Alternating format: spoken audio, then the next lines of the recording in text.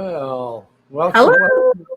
Yeah, I don't know if it's just my computer, but the music sounds really fast in the beginning, and it's like it catches up.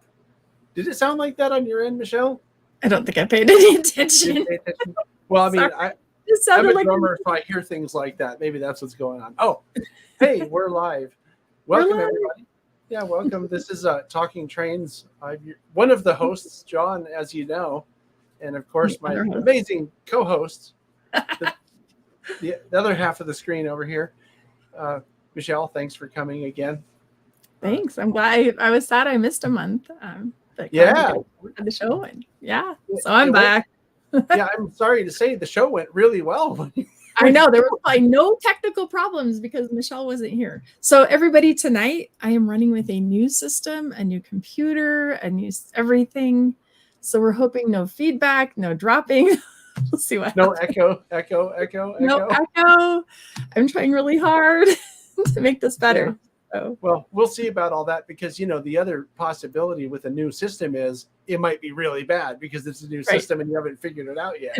And if I crash and burn in the middle, we'll know what happened. So we'll go with it. So. Well, I have to thank you for our topic this month, Michelle, because I didn't even know what this month is. You told us last time we were on what this month is. What is this month? It's a special month.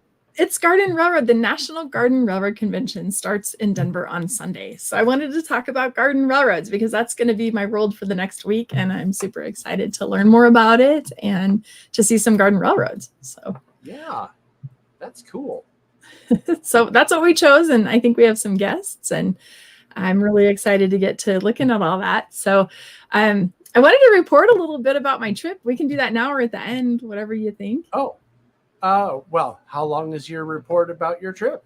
It'll probably take like 3 minutes. Oh, we should do it. We should do that now. Why not? Okay, well then bring up my slides. I just wanted to let everybody know that you can actually railfan in Hawaii. Okay. So I thought I'd just share what I did because that's where I was last month. My niece got married, and so we went to 2 islands. We went to Kauai for a week, and we went to the Big Island for a week. So is it the one that has? It says Hawaii slides. Oh. It says Hawaii? Yeah, there's a PowerPoint up. Do I have to share that or how does that work? I think I have to add it to the stream, but I'm not sure which one. I think it's this one. Let me just do this. We'll see what happens. That one. That's it. Yeah. And then I click the slides. So if you visit Kauai, which is one of the islands, there is a plantation that has a luau. And at the beginning of the luau, you can buy the train ride. And they have this cute little locomotive. And there's one of these on the Coombeers and Toltec in the Chama yard. A sister to this one.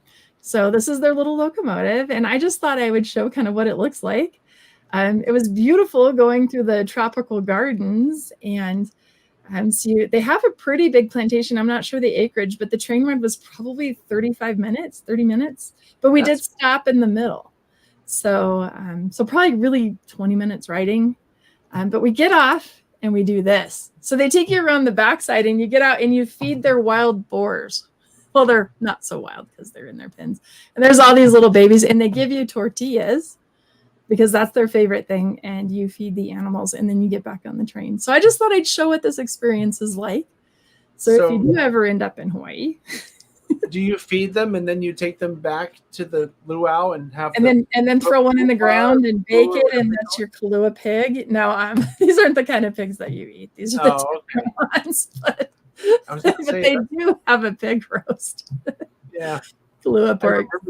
I remember that from the luau or luau's that I've been to. They cook it in the ground. It's kind of weird. So yeah, they do.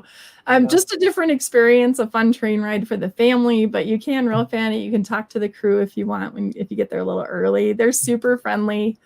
And they have these restored plantation cars that used to be passenger cars around the island. So I just thought it was fun and I thought I'd show us that. So then we changed islands and we went to the Big Island and that is Neil. And I stayed at Neil's hotel, the Pakalana Inn in Hilo. I didn't know he had a hotel. That's cool. He owns a hotel. It has 5 rooms. And I thought I had downloaded the pictures of the rooms, but I guess I didn't. But they're really nice. This is a nice hotel. All of the rooms have kitchenettes. and private bathrooms. Really nice. It's more like an Airbnb than a hotel. I should call it more of an Airbnb because, except he doesn't make breakfast, but this little window with the flowers is a restaurant downstairs from his hotel. He has the upper floor. Cool. And we loved it. And I didn't put a picture of this, but it's directly next door to a farmer's market. So you can go get fresh fruit, and there's all these restaurants downtown Hilo. And I just wanted to give a shout out to Neil because we had a lovely time staying at the Pakalana Inn. That's awesome. And then the next day we got up and we were driving to the other side of the island. Wow, what happened to my picture? I don't know. That is the door of a museum. Oh, is this the Hawaiian Railroad Yeah, Society? look at my pictures. PowerPoint did something to my photo. That's supposed to be a caboose. I can see the cupola. Whoa! Wow. So that's okay. We're done with the slideshow. I know what that was though. That's that new Amtrak paint scheme for Operation Lifesaver, right? Here's a palm tree. Yeah. There is a railroad museum just north of the Pakalana Hotel, and it tells the story of the Hawaiian Railroad that went from Hilo around the top of the island to the sugarcane plantations. And today, it is the highway that you drive, is the old railroad line. And they just turned it into the only highway that goes through that part of the island. So pretty interesting. You can get rid of this PowerPoint. Let's make it go away. That's pretty cool, though. I think, if I'm not mistaken, sometime around the beginning of the pandemic, it was one of the early shows that you and I did together.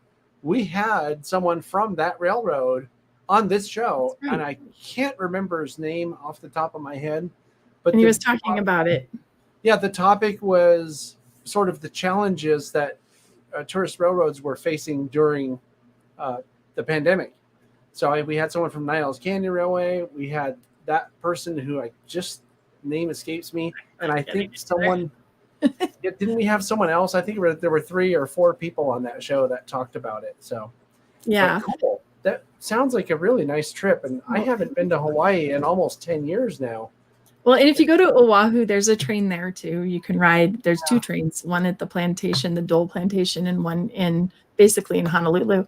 And then if you go to Maui, the other island, there used to be a train ride, and it just went under about 5 years ago. And you can still railfan it. You can go see the roundhouse, and there's some locomotives on display. And then there's some more locomotives on display at the old flour mill. Kind of interesting. So every island in Hawaii, you can actually railfan. And so I just wanted to put that out there. Well, and if you make videos about trains, you might even be able to do that and have it be a tax write-off. There you go. So you could do a Hawaii vacation. I am thinking here. There's got to be a way to get back to Hawaii, but you still have to spend the money. So you got to have money. You still have to get it. But I'll tell you what, our airline flights were $360 round trip. That's really cheap. It's so cheap. You can go to Hawaii. It's cheaper for us to go to Hawaii than Florida. So there you go. Yep, that's funny. That's why we go. Wow. Yeah. So I did one more thing. I have one more thing I wanted to share, and then I'll be done with all that because it's not garden railroading either. Right when I got back, we had the international convention for it. The international word is level crossing. Okay. We would call it a grade crossing or a street crossing for rail, but the international word is level crossing. And I didn't know if anybody knew that, but it's called ILCAD, the International Level Crossing Awareness Day. Okay. And it was last week. And so it was held in Denver, and I was a volunteer through Operation Lifesaver. So I'm an Operation Lifesaver shirt. Operation Lifesaver is celebrating 50 years this year. It's a nonprofit organization. And my pitch tonight to all our viewers is be a volunteer. Sign up for Operation Lifesaver and go to train shows and places and talk about rail safety to kids. We really need people to do this. So we're looking for volunteers. So I just wanted to share that. All right. Is that one of the other things that we have on the? Yeah. So they brought the brand new locomotive to Denver that Amtrak has that's labeled for Operation Lifesaver's 50th anniversary. So I made a TikTok. So I'm going to share my TikTok. Okay, but I don't know which one to share. Oh, I see. The locomotive. Can you see it? No, I know which one it is because the other one has the Stanley Cup wannabe. So yeah, and I'll talk about that too. So yeah, let's look at this. There you go. Like my song choice?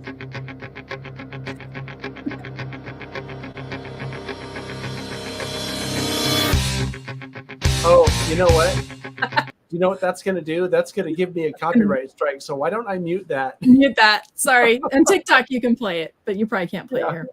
And you might have to do no. The other one I think is royalty-free sound. But anyway, this is the locomotive. It was great to see it. I loved that Amtrak brought it in and left it in Denver for 3 days for people to go look at it. And we had a press conference there to talk about rail safety. Yeah, that's a really cool paint scheme. I'd like to see that one in person sometime. Yeah, it was really cool. So if you guys see it in the wild, take a picture and tag me.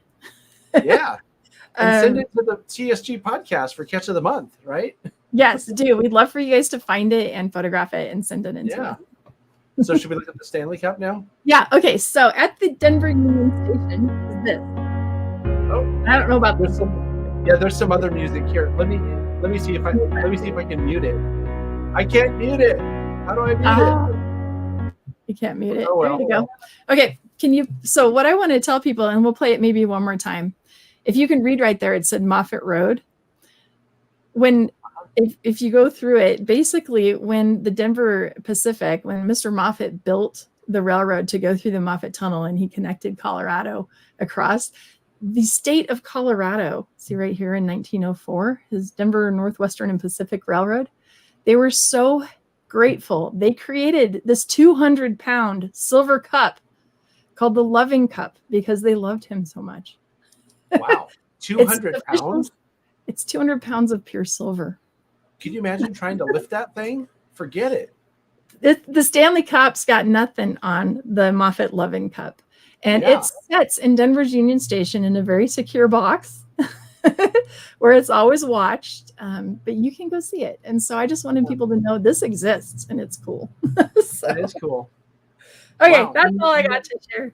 Right. And we went to Union Station last time I was in Colorado and didn't even know about that thing. So yeah, because I wasn't with you that day. So you didn't get to, I didn't drag you to it's in front of the Amtrak office. If you can find the Amtrak office, you can find it.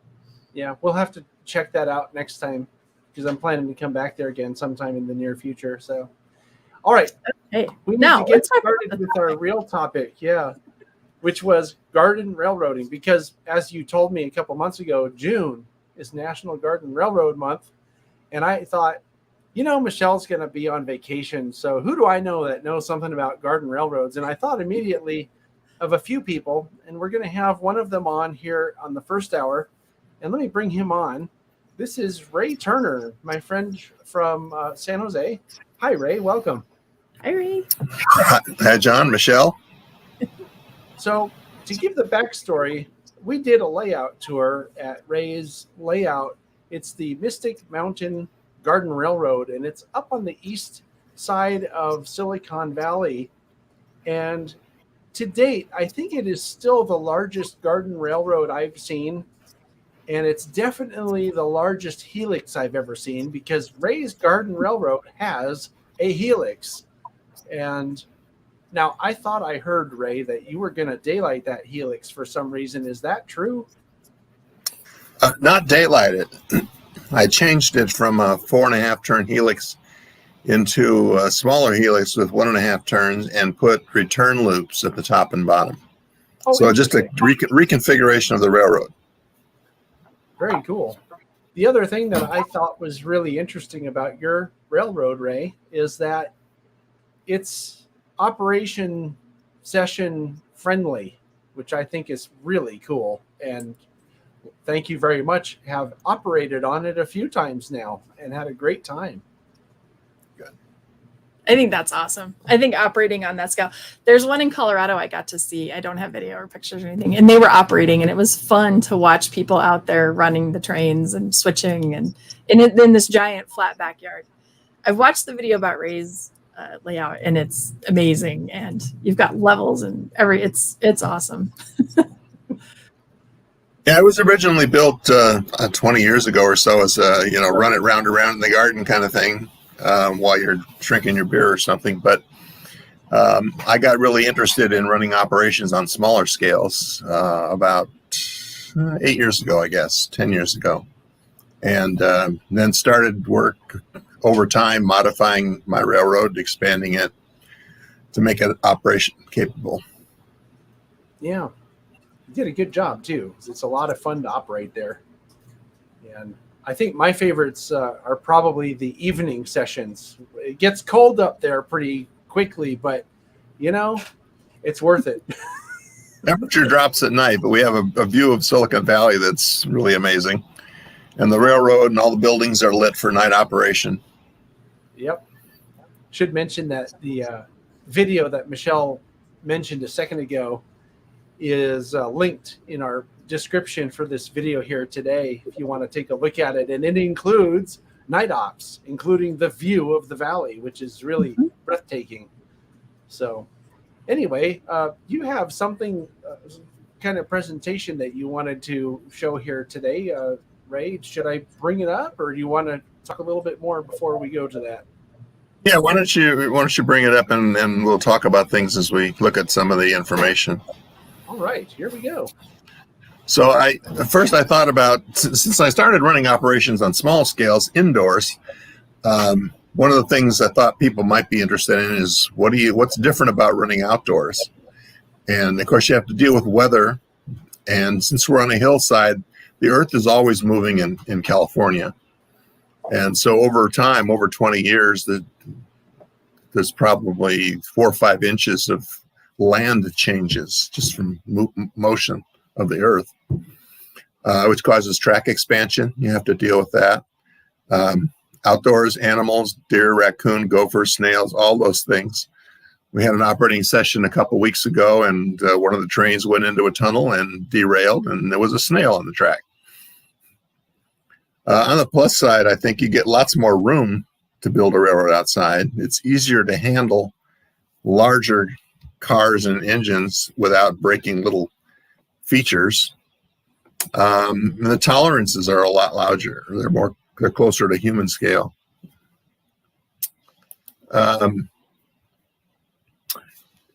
G is a very generic term for a gauge, really, not a scale.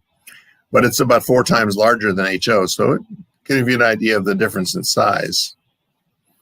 It's several times more expensive, so building outdoors is costly.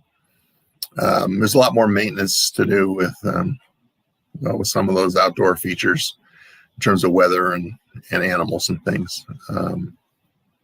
So usually people will have a simpler railroad outside because we humans don't scale as the trains scale. So I found that a 3-yard track is about as far as you can reach if you have to re-rail cars or uncouple cars. You can't build a 10-track yard outdoors because you won't be able to reach most of those tracks. And then when I got into operations, which was a while ago, I guess it started around 2008. I just started by building an Excel spreadsheet that was based on the notion of industries demanding cars when they wanted them empty or full, moved somewhere else. Eventually, I started using JMRI software, though, because that was much more capable and it's available free. So I added a lot of spurs and sidings and industries and towns. I had a couple of towns in a sawmill area that were built specifically to be more difficult to switch, tricky, with trailing point and facing point spurs. Oh, they're calling you about your car warranty. Yeah. So I have about 1,200 feet of track and 60 turnouts. So you can imagine that it's a fairly capable railroad for doing operations on. And we generally run sessions with 2-person team because the trains can be 10 feet long or so. If you're working at one end or the other, just walking back and forth, it's more convenient to have a 2-person team and probably more fun socially too. I want to mention something that you just talked about very, very briefly. I don't know if you're going to get into this in more detail, but you said something about using JMRI for your ops. And we did a video. I don't know if you remember that, but we did a video where you explained how that works. And I want to mention that because even though we're talking about garden railroads here today, that's applicable to all scales because you can use JMRI ops for any scale. And I just find it interesting and I don't know, almost enlightening about how you were able to apply that to a garden scale layout, which I don't think a lot of people think of doing. It's just kind of a natural fit. The capabilities are there. They're very extensive capabilities that are more than what I need in terms of routing cars and special loads and things like that. I know, but I need to make an appointment. I can't. Wow, they really do want to talk about the car warranty. Excuse me for a minute. Oh, So well, I think it's a family need. It's okay. it sounds like it, huh? Okay. All good. Okay. So back at it. Where were we? Talking about JMRI, huh? Yeah. Yep. I was going to Yeah. say, right, if we have interruptions, you get paid less for the appearance on the show than if you don't have interruptions. Yeah, a lot less, I think.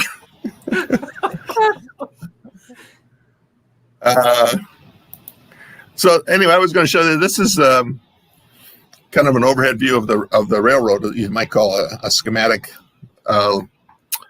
layout that shows it geographically. It kind of wraps around the whole house pretty much. 28 trackside industries with 3 other railroad interchanges and variety of branch lines. The trains are battery powered radio control because I can't imagine having to clean 1,200 feet of track before I could run trains. Oh, that would be fun. I've found that works really well. Battery powered radio control. I think as batteries come down in size and electronics gets a little smaller, that they'll be using that extensively in smaller scales too. They're already talking about dead rail, which is pretty interesting. Mm-hmm. This is the schematic we use for operations. It shows where the towns are, so people can kind of figure out if I'm sending them to a certain town, where it is, which way it is. Anyway, let's just give you kind of an overview of what we do here for operations. It's a lot of fun. It's usually about 8 people in four crews running for 3 or 4 hours. You know, I'm super impressed that you actually put snacks on the slide too, because snacks are really important to me anyway when I'm operating. I love that. You know, I have to mention, having been to the operating sessions, you know, the trains are fun. It's a great layout. I mean, I have not seen a single problem on it other than an operator caused problem. You know, someone ran a switch or something like that. So operationally, it's a very sound railroad too. But, you know, sitting on your deck in the back there after we're done operating or in between the sessions and just shooting the breeze, to me, is just as much fun as the operating part. So just like other operating sessions, you know, it's an excuse to get together. And the trains are cool, but the company is even better. Yeah. And it sounds like the view here is spectacular too. So...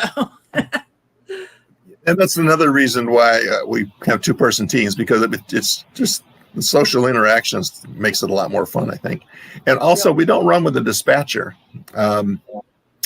So it's look down the track, see if anybody's down there, you know, negotiate, a run around to help each other out, switching. All those things can happen. And it just makes for a nice interaction with people. Yep. And no fist fights yet. Nope.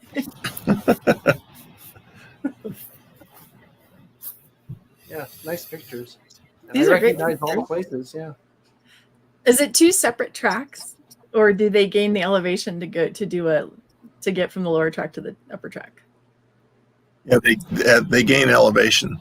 So you see in the lower left corner there, you see a train in the deep canyon, and that train eventually, if it was going the other way, it would wind up on top there of the bridge. You know, that's really impressive in G-scale. That means you have to have a very large layout or a big helix. So, yeah, because that's a lot of elevation gain. Yeah.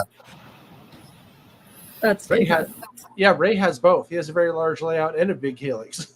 I don't want to be the employee that has to climb that set of stairs on the lower right every day. No, Yeah. Thank you. Humor is a big part of the railroad.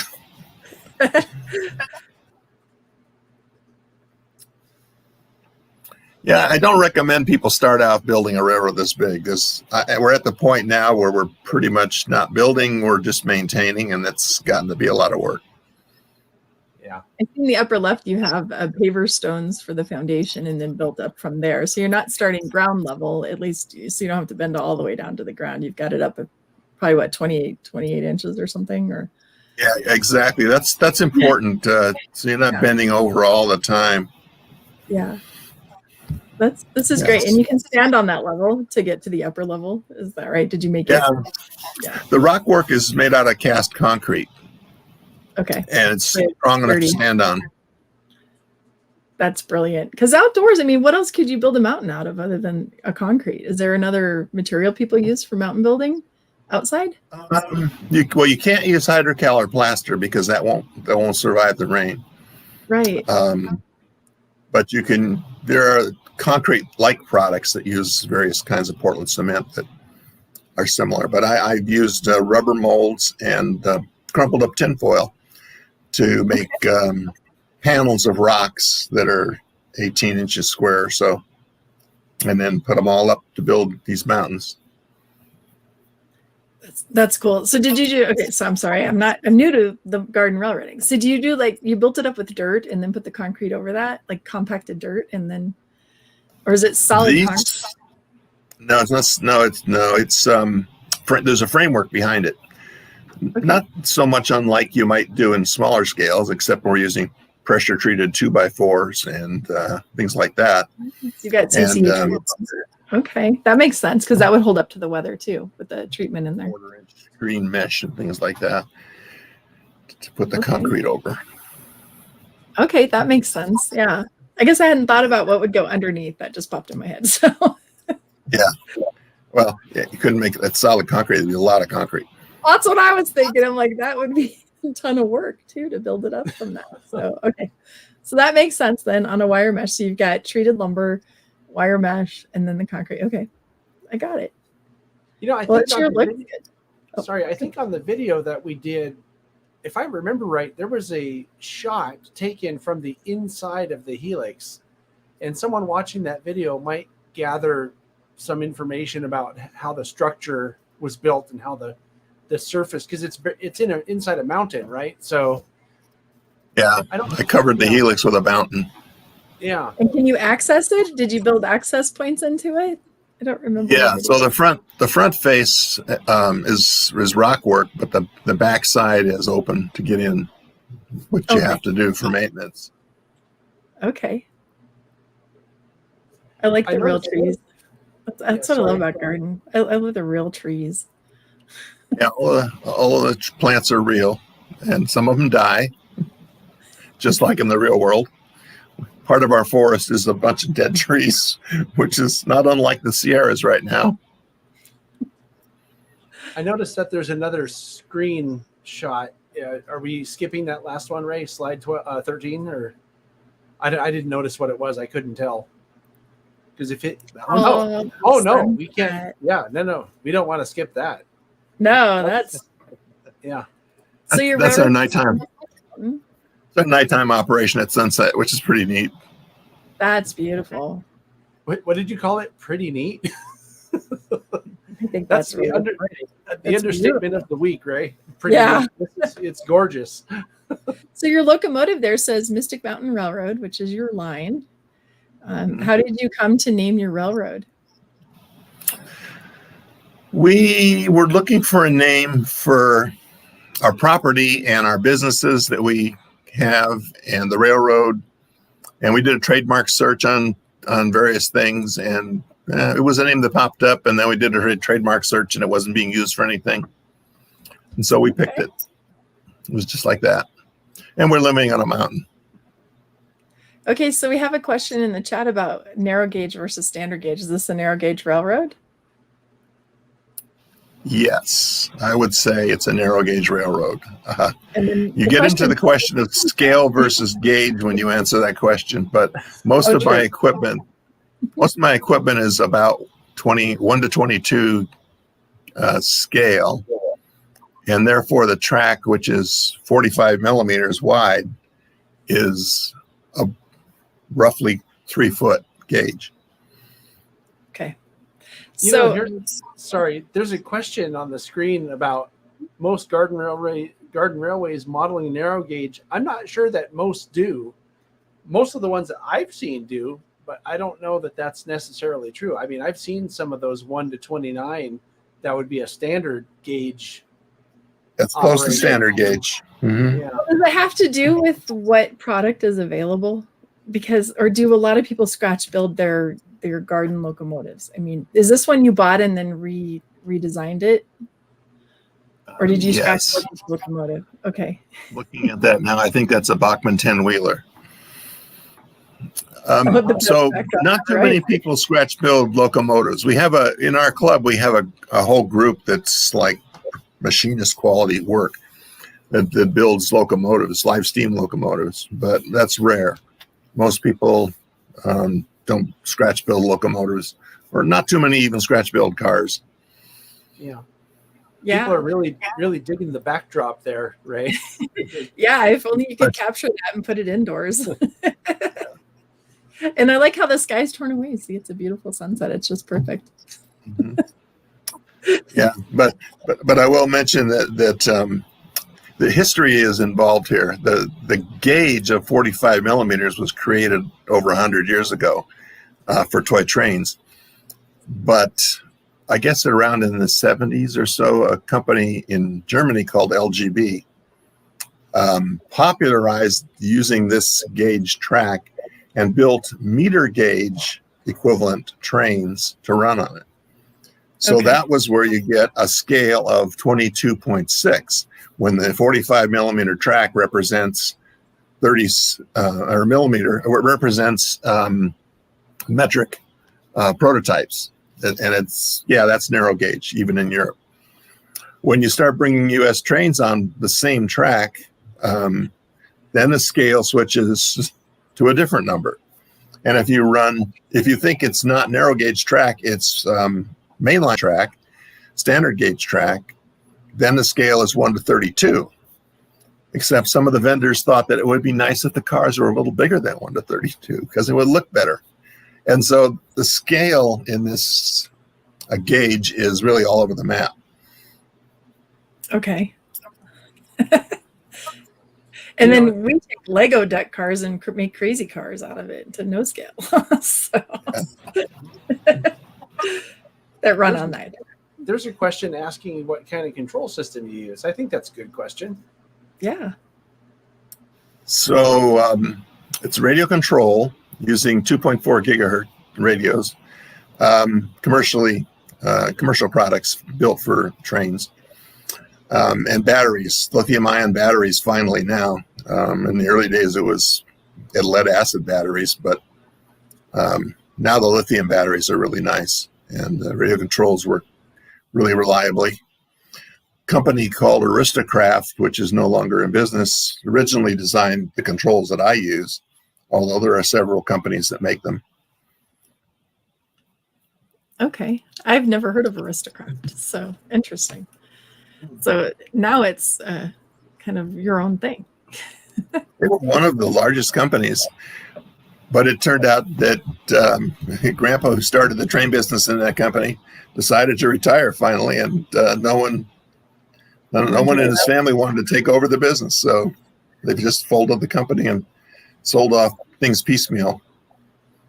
There's an interesting question, and I wanted to actually ask you about the couplers because I've noticed that the couplers you use are not what most people would consider prototype couplers. They're not the knuckle type, but I also noticed that you've made it very easy for people who maybe can't bend down easily using those coupling sticks that you have on your layout. You want to talk about that a little bit? Yeah, each manufacturer built their own couplers. So the company in Germany, and I mentioned LGB, they used couplers that were very reliable. They're hook and loop. So it doesn't look anything like a prototype knuckle coupler. Other companies in the U.S. have built various kinds of knuckle couplers, but they're all not really interchangeable or compatible. So I decided to standardize on the LGB couplers because all the other manufacturers at least put a set of those in the box that you can use. And so it was convenient to standardize on that. And then it turns out they're really reliable as far as staying coupled goes, which is important, and they're really easy to uncouple. Okay. I have a keychain that's a Katie G-scale coupler. Oh, really? Just one half of it. Yeah, I have a keychain. That's what they at train shows. If you go to the Katie booth, they often have them there as giveaways. So Katie makes several G-scale couplers. Yeah, which is another way to standardize because I think they make couplers for all the brands of cars that are available. So it's another thing you could standardize, but you'd end up spending another $20 or $30 for each car to put couplers on it. Right. Yeah. I could see that. It's not a hobby for the faint of heart when it comes to the wallet. The garden railroading, it's pretty pricey compared to HO. I think HO is probably the most affordable because there's the most product out there. But yeah. Oh, here's a question for you about operations. This is another great question, and we did that video just so people know. We have a Model Railroading 101 video that's all about operations. Or no, it's about JMRI. That's what it was. It's the one about JMRI. It's the introduction to JMRI. And Ray took an entire segment that was about JMRI operations and talks about this. But why don't you go ahead and give people an idea, Ray? Because I think this is a great question that people who are interested in operating garden scale could learn a lot from what you do. What's the exact question? It says, how do you use car cards or switch lists, or how do you do your op sessions? So with JMRI, it produces switch lists that gives each engineer a list of all the pickups and drops they're going to do along the railroad, and they're going from a town to another town. So the way I run it, we have 2 yards at each end of the railroad, and so all the trains start from and end at one of those 2 yards, and they work the railroad in part or in whole, dropping things along the way. And some of the trains run so they only switch the trailing point switches along the way, making life a little easier. When they start to become more expert at running the railroad, then we switch to some of the trains that run facing point switches as well, and they have to give more thought to how they're going to handle that because there aren't runaround sidings everywhere. Yeah, I remember having to find a runaround that was probably 30 feet away. I'm trying to remember where it was now. As you're looking in the backyard, I think the drop-off I had was over to the left, and the runaround was way over to the right. And I'm sorry, I don't remember the name of that. I think it's Red something. I don't remember. It's real close to where that picture was taken. It's just under that bridge there. What's that town called on the layout, Ray? I don't remember. Yeah, Red River. Yeah, you got it there. Oh, there's a runaround at Red River. Oh, yeah. Well, you got to make them work for it. You can't make it too easy. I mean, what's the fun of it? It's more fun when it's a challenge. And if you screw up and forget to drop off a car, it's not a big deal, you know. We're just having fun. And somebody asked about car cards. Well, we don't use car cards because with switch lists, we don't really need them. Yeah. Right. The other thing I'll mention about outdoors is I think most people probably put their trains indoors when they're not running them. And for most people, they try to make that easy by opening up a door in a shed or something and running a train out, which I do as well. But the point, the point I was going to make was they don't leave them out all the time like you do on an operating HO layout. The car indoors, the cars are left out all the time, so you're not moving them. But in the case of garden scale, I think I have a slide on that if I can find it. So do you have them on rail? You just run them in and leave them on rail, or you actually take them off rail and store them on a shelf or something? There we go. If you can Yeah, let me see if I can bring that back up again. You can bring that back up. Yeah. Oh, okay. That answers my question then. Yeah. Well, I have a number of techniques, but this is one where there's a rack of 25 cars that have to be staged. It takes about 2 hours to put all the cars out on the layout before we can run. It takes another 2 hours or so to prepare all the paperwork. In between runs, though, as I recall, it doesn't take long to get the next job at all, right? Don't you just tell JMRI here, generate another switch list and then print it? Yeah. Whenever to start out with, I kind of pre-stage the first train out of each yard just so it gets out of the way and the next train can be built by the next crew. And then whenever a train is finished, what the JMRI term is terminated, then I just go inside and tell JMRI, generate me another train and I have a list of a dozen or so trains I can choose from. That's nice. That way you could keep going. If you want to stay up all night. Yeah. And then I have a few trains that are really short runs in case we get to the point where everybody is almost finished, but one person wants to start something. So run a short train. We don't, and on my layout, we don't have any passenger trains. So we don't have any through trains that just run from one end to the other and don't do anything. Everybody is switching along the way. Okay. There's a funny comment from our friend Rod down under. Be happy that your layout's not in Australia. Kangaroos and snakes. Right? The worst disruption you might get in your layout is a deer or a gopher or something, right? But these guys. I can't believe you had a snail. How did the snail go over the rail? Just crawled on top of the rail and sat on there, and the train just went through and derailed. The snail didn't survive. Oh. I've had originally I've had problems with deer. They'd step on the track and wreck it. Had to fix it. I had trouble with gophers digging up and piling dirt on the track. Eventually, I took up all the track little by little and put a couple inches of concrete under it so that the gophers couldn't dig through it. Oh my goodness. And we eventually had to put up a deer fence around the property because it was just too much. I'm pretty sure that my cat would be my biggest problem. My cat will probably ride on the train or knock it over or, yeah. He's a good scale for your cat then. I think he'd ride it, actually. My cat has his own bicycle. Like we have this like 3-wheeled bike with a basket, and it's my cat's. He demands rides in it all the time. So I ride my cat around the neighborhood. So I think he'd ride the train. I remember one time when I was operating there, I don't know if you remember this, Ray, but we heard a hell of a commotion and looked across the yard, and there was a deer stuck in the fence. Do you remember that?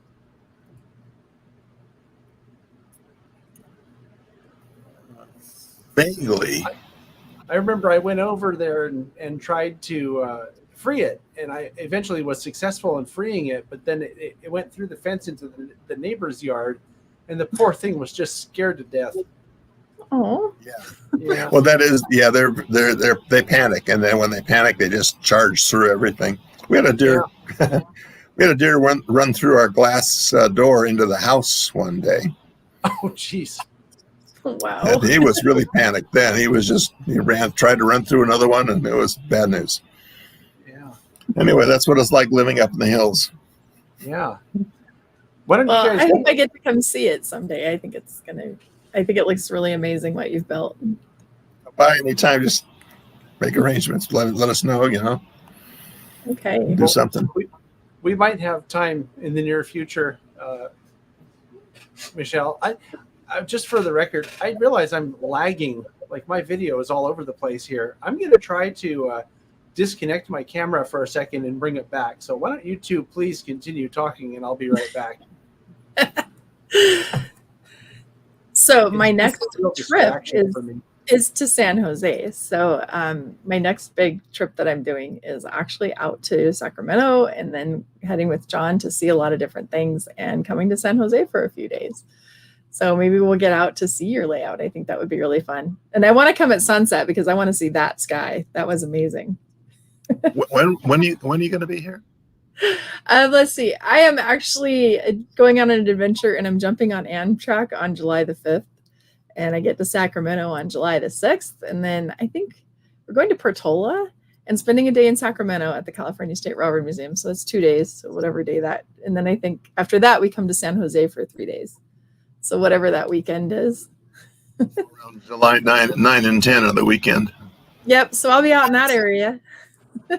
So if you want to follow my Facebook, you'll see all my pictures. Then we'll talk about it on our next show after this one. So And I'm sure we can arrange something for you to come visit. yeah, that would be fun. I would like to do that. John, are you back?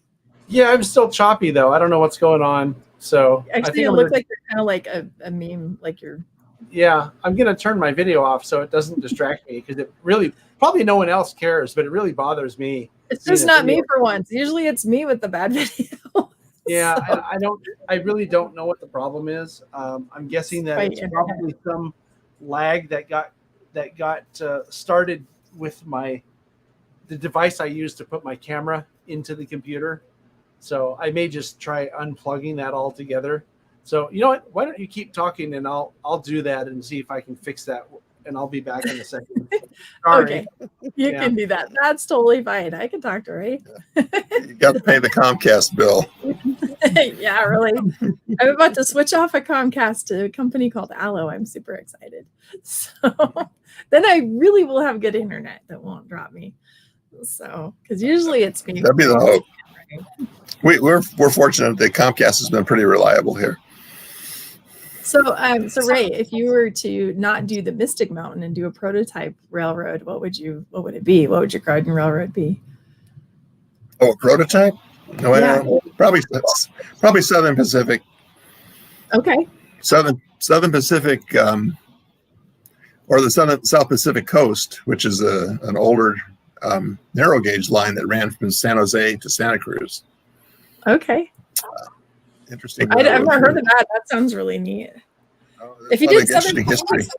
Did you build curves big enough to put a cab forward on your layout? Well, yes and no. I mean, some of the cab forwards will negotiate ridiculously small radius, but they look silly too. So no, the 10-wheeler is about the biggest engine that it makes sense to run on this railroad. Okay. And I have 10-foot diameters for a minimum. Okay. I can't imagine a layout that would run big boys in their yard. It'd have to be huge to make the radius. Yeah. Well, they do make track. Well, the live steamers have pretty big radiuses. They have 10, 12-foot radius curves. That's pretty big. Oh, here's a good question. Did you bend your own curves when you built your track? Yeah, back in those days, they didn't have dual rail benders. So it was bend the rail, one rail at a time, and then put the ties on. Real chore. Yeah. So I did have to do that. Yeah, because you have to bend your own rail, don't you, to get to the right curves and anything you want to custom it on your own layout. That's interesting. Yeah. I hadn't really thought about that. There is flex track, but if you use flex track, it still wants to bend straight, and you've got to anchor it to the ground somehow. So yeah, I bent all the rail. So if you have concrete under your ties, how did you do your ties? How did you get your ties down? So the ties, which are a plastic that's more or less UV resistant, they all float on the concrete roadbed base, and small bits of gravel then make up the what appears to be the ballast, and also provides some capability for doing some leveling. Okay. All right. Someone was asking if anyone has built a Helix. I guess they missed that part of our conversation. Yeah, Ray has a Helix, a big one. Yeah. I built a Helix, yeah. When I decided to expand into the side yard, there was a steep grade there. And the Helix, I wanted to have the view through a deep canyon of having a bridge across the top at about eye level. So I needed a 44-inch elevation gain, and I got that with 4 turns through a Helix. Okay. Yeah, I was asking about the elevation, so that makes sense that you'd have that. Well, do you have 2 helixes though, or do you have just enough layout that the rest of it just is enough grade? Just one. Originally, the Helix was very complicated. It was 300 feet of track just in the Helix, and it was inside the mountain. So the trains disappear for half the run, and it seemed like a bad trade-off. So I took out that kind of Helix, and I put in a smaller one, just 1.5 turns. And then I put up at the top a return loop. So it became, instead of a round and round, it became a turn around the return loop, come back down, turn around the return loop, go back up. When we do continuous operation, we don't use the return loops when we're doing real operations. Okay. So when you're just running just to watch trains run is when you do that. For open houses. The club has open houses once or twice a month for various parts of the Bay Area. And what's your steepest grade? We have this question. So you have a 2% grade in there? I have a maximum of about 3% grade, except one area where you could call it a helper district.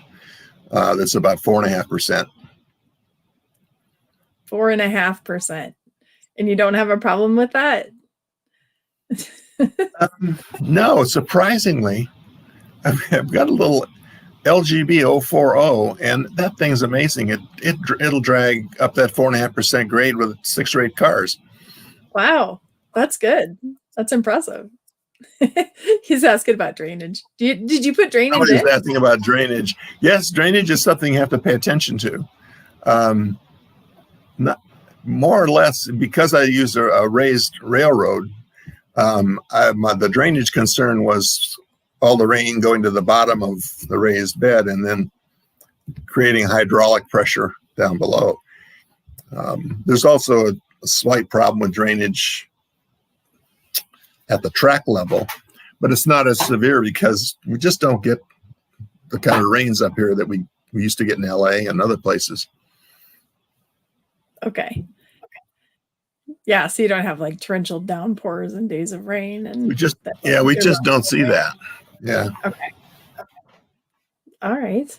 I'd never been to San Jose and I had no clue what it looked like until I flew over it on the way to Hawaii. We came and went through San Jose, so it was neat to see the valley, and it is drier up the hill. My computers. Yeah, well, it depends on the time of year, but yeah, the hills are all brown right now. Yeah, they were.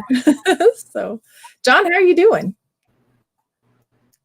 Are you with us, John? Did we lose him? My computer's not responding.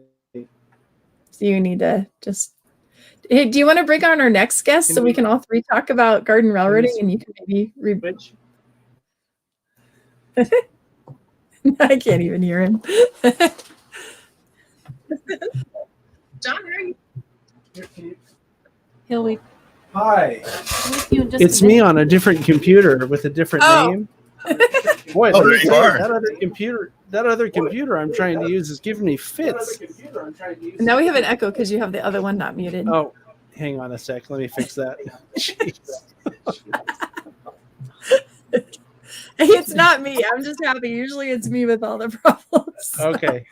I made it go away. Glad to have you back. Somebody asked here in the comments whether we run live Steam. I've had a couple of friends come over and run live Steam, but not very often because I don't run live Steam personally. Okay. I've seen live Steam at the G gauge scale, and it's really interesting. It's Live Steam's a lot of fun. Yeah, it's impressive. They make those little engines. Just The people or the guests that we're going to have on the when I add our second guest here in another 10 minutes or so, they do live Steam, and it is a lot of fun. That's cool. Sorry, I missed some of the conversation you guys. I know. I was trying to read some of the questions that were out there. There was a question about me getting virtual Railfan at the museum. Hey, I am already on the permitting process to bore under the short line. So give us another 6 months and maybe we'll have it. So. Very cool. Well, unless we have more questions, I'm getting an echo again. Let me mute myself and I'll be right back because I have to fix this problem that's off screen here. I'll be right back. Okay. That's all good. So Ray, do you have any future plans for your layout? Are you working on it? Big changes? No, I put in about during this past COVID year, I put in 3 more spurs, 3 more industries. Okay. But I don't see doing much more in terms of changing the layout. We're just going to keep running. And just keep operating on it, and Just have keep fun operating playing. and hope it holds together. Next summer, next June or July, the National Garden Railroad Convention will be in Santa Clara here, and we'll be open for that. Oh, that's awesome. We have them this year. You get them next year. So this is perfect. We have both years represented here then.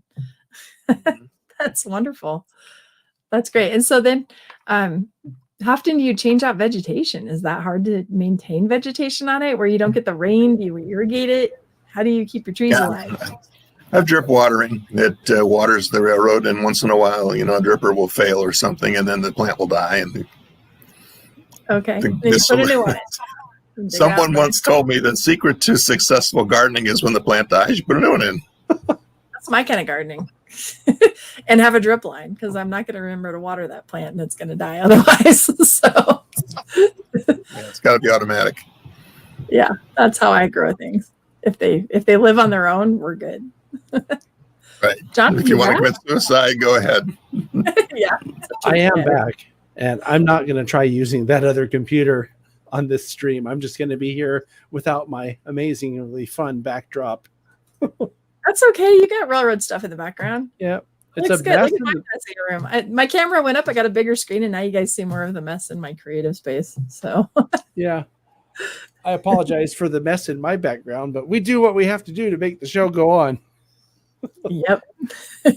So Ray, I want to thank you for taking the time, and I apologize for my intermittent absences, on being unable to follow the conversation like I would like to is really hard. So yeah. Were there any other questions for Ray? Because if there aren't, we could move to the next segment. Or is there anything else that you wanted to mention, Ray, before you take off? No, not really. I think we covered it pretty well. If everybody here who's listening is satisfied. Well, sounds like people are pretty satisfied. Look at this one. Yeah. Big thanks to Ray. Yeah, Ray, thanks for coming on. And everybody, when this show's done, go to the link and watch the video about his layout if you want to see some more beautiful sky too. Oh, for sure. John did a great job of putting that together. He did. It's really nice. I had a really good topic to explore. So thank you, Ray, for doing that as well. Thanks for sharing your garden railroad with us. You're welcome. Thank you. Thanks, Ray. Take care. We'll see you soon. Okay. Bye-bye. Cool. Yeah, I do think that Ray's layout is definitely one that I'm really excited when I get to operate on it, because it's such you do operating sessions on smaller scale railroads and you don't really have far to go. Do you know what I mean? Like, yeah, a town that you're going to might be only 5 feet away. And right. You might spend the whole night in one little corner of a layout. Right. on Ray's layout, you can walk for, a good 50 yards at least to get to the other end. Yeah. Yeah. So you actually get the feeling that your train is really traveling some distance. You do. Yeah. Especially on the left side. If you're looking out toward the valley, on the left side where one of the yards is, if I think of it long enough, I'll think of the yard, but I'm not thinking of it now. And it goes on a long arcing curve across the view of the valley, basically to that Red River place that we were talking about. Okay. And then it goes further from that even, and then around the corner to the side of the house. So it's a big run, and it's a really fun layout to operate. And like I was saying before, Ray is a great host. there's a sort of a porch in the backyard that's a covered porch. And when we're done or in between sessions, we'll just sit up there and, talk or drink wine or, whatever. And it's just a really great time going to Ray's. That's wonderful. Yeah. I'll see if there's a way we can fit that in, because it's definitely worth seeing while you're out here. If we can do it. So I'll talk to Ray about that sometime off camera here, and we'll hopefully get that going. So you may have noticed I'm wearing a special shirt today. Yeah, I just noticed your shirt says Fern Creek and Western, and I know whose layout that is. Right? So anybody who's been watching this channel for any amount of time has seen the Fern Creek and Western Railroad on the channel many times. We've done videos they even call in from it. I think I have even called in from it, right? But we have done videos about operations, not operations as in op sessions, because they're really trying to get a very serious operating plan going there. But we've done videos about live steam ops, or live steam up, excuse me, that's what we called it. Was the first annual live steam up, and it was held in, I think, 2019, right before the pandemic. So I don't think we really got to do a second annual live steam up yet, but we will eventually. But I want to bring on our friends from the Fern Creek and Western. It looks like they're waiting down at the bottom of the screen here. So this is going to be something different, Michelle. Check this out. It's 3 people on the screen at the same time. I love it. Right? So we have Paul, which is, he's there where it says Trevor Park. That's Paul. Yeah. Well, you can talk to Trevor today, but. Right. Trevor's in the middle, and then Lauren is over here all the way on the right side. And Paul, it looks like you brushed your hair again. Where's your hat? He doesn't. I didn't recognize you without. Because he doesn't want to be blamed for anything. Yeah, it's a hot day today, so we're just we're hanging out. Yeah, but I noticed that these other 2 people are wearing these fancy shirts like what I'm wearing today. No, they said the same thing to me today too. But my excuse is, you don't see bands wearing their own T-shirt, and I designed it, so I have an excuse for not wearing my own design. I have a question to ask. Really, I just forgot. Yeah, no, I figured you forgot, Paul. I have a question to ask, and it might be more of a request than a question, but are you guys hooked up to Eric's Wi-Fi by any chance? Because the video seems like you're just working off of your phone's data plan. It's kind of choppy. We're hooked up to Wi-Fi. You are hooked up to the Wi-Fi? Yeah. Okay. Well, I guess we'll just go with it then. So it'll be okay. So I want to know, are you located near John? What city is the Fern Creek and Western located in? So where are you located? Is located in Santa Cruz, which is about an hour away from John. And it's over the Coast Range Mountains, right near the coast in Santa Cruz.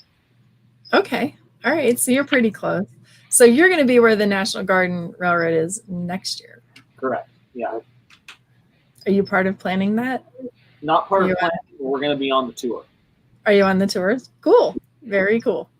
That's the big deadline we're working towards right now.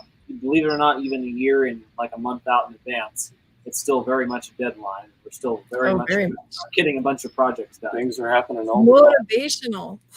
Yeah. I hear that a lot from modelers. Well, I signed up myself for the layout tour, so now I actually have to get some stuff done. Yeah, exactly. So, people often use deadlines like that as a motivation to get things done. Yeah. So tell me about the name, the Fern Creek and Western. Where does that come from? So when we originally showed up here, it was 2014, so like 9 years ago or something like that, 8 years ago. So the owner of the house that the railroad runs around, Eric, he had a railroad previous to this one.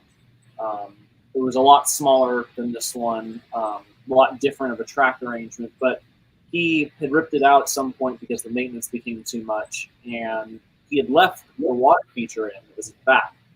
And there was a tree, I don't know what the tree was, but it was this tree that got cut down right when we started the railroad.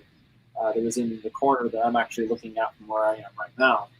and when we cut the tree down, it sent up all these little runners, little saplings around it, and they looked like little ferns, and they were growing up around this creek, and that's where we started the railroad, was right at that point. I was like, huh, looks like there's ferns around the creek there. We should call it the Fern Creek and something, and we were going west, so we called it the Fern Creek and Western. Okay. You could have done what the railroads used to do in the 1800s and pick like the Eastern, like you're going to cross the country. It could have been the Fern Creek in New York. Yeah. Well, extremely ambitious. Really ambitious. Denver, Rio Grande Western, stuff like that. So yeah, no, I like it. I think it's great. And what an interesting story. Did you have to cut all those ferns out because they were going to become trees? Yeah, we did. But now we actually we last year actually ripped out the old creek because it leaked so badly and put in a new one on a different route. And there's these little plants you can get which are actually like miniature ferns that you can buy, and they're in scale. And we planted those all along it, so it is Fern Creek again. That's awesome. That's great. Yeah. Okay. I like it. What a good story. There's a video that we did a couple of years ago where it was a work day. You remember that, Trevor? And you were getting the trees all fixed up. Yeah, absolutely. Well, I think that thankfully, Lauren here does a lot of that now. She's become our resident tree pruner, and I do it occasionally still, but there's just so much going on with trying to get the railroad ready for the convention. It's nice to have someone else doing that project right now. Yeah. Well, there's a question for you about the Bay Area Garden Railway Society. Are you a member of that? Yeah. Are you guys able to see those questions when they pop up on screen? Yeah, we are. So I'm a member, and she's on my membership plan, and then Eric, who owns the house, is a member. You aren't because you're too lazy to sign up. Well, I go with Eric. Yeah, he goes with Eric. Yeah. So wait, this is Eric's house? It's at Eric. No? Okay, all right, gotcha. Eric doesn't like being on video usually, so. Okay, so I was like, I see Paul and Trevor and not Eric. Okay, all right, got it. Well, I happen to know something about what your plans are, and I alluded to this on the first hour when we were talking to Ray, and that is that you're in the process of coming up with a serious operations scheme for the layout. You want to talk about that a little bit? Like, one, why? Two, how did that come about? And what are you planning to do about that? Like, do you have some well, I guess I'll just leave it at that as sort of an open-ended question. Yeah. So Paul and I have been in operations for quite a long time. We actually got lucky enough to learn operations from operating on Jim Vale's Glenwood Black Creek Railroad, which was located actually pretty close to us. And you want to see a layout tour of that's actually on John's channel. So go take a look at that. It was an incredible railroad to learn on. And when we started this railroad, it was pretty much just a loop. And there wasn't a lot of operations opportunities, but we started adding more opportunities for switching as the railroad progressed on. Well, when COVID hit in 2020, we had already planned to do some rebuilding of the railroad to make it more operationally friendly, but we ended up deciding, because we weren't going to be having open houses for a while, to just rip the whole thing out and basically start over. And we relayed every single piece of track. Every bit of track got relayed, and very little of it's on the original alignment. Yeah. So we ended up basically creating a railroad that was an operations railroad when we did that. Did you have something to say, John?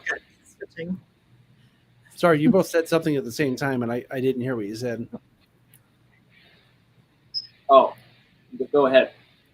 Oh, I was asking a question. I said, so did you add a lot of yards, or did you just add spurs, or how did you make it more operational? A little bit of everything.